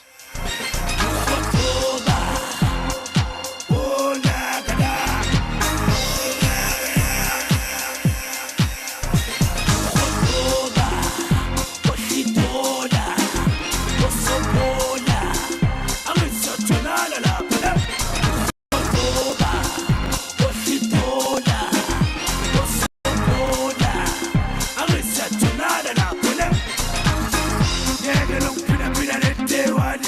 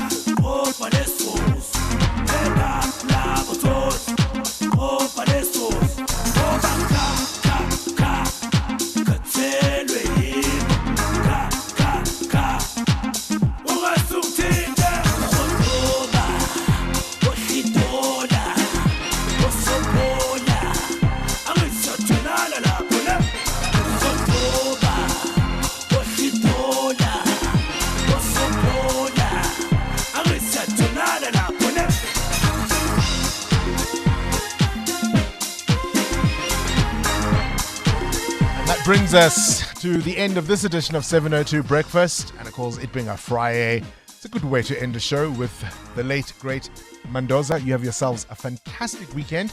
We'll see you bright and early on Monday. Until then, my friends, ma zenetoy.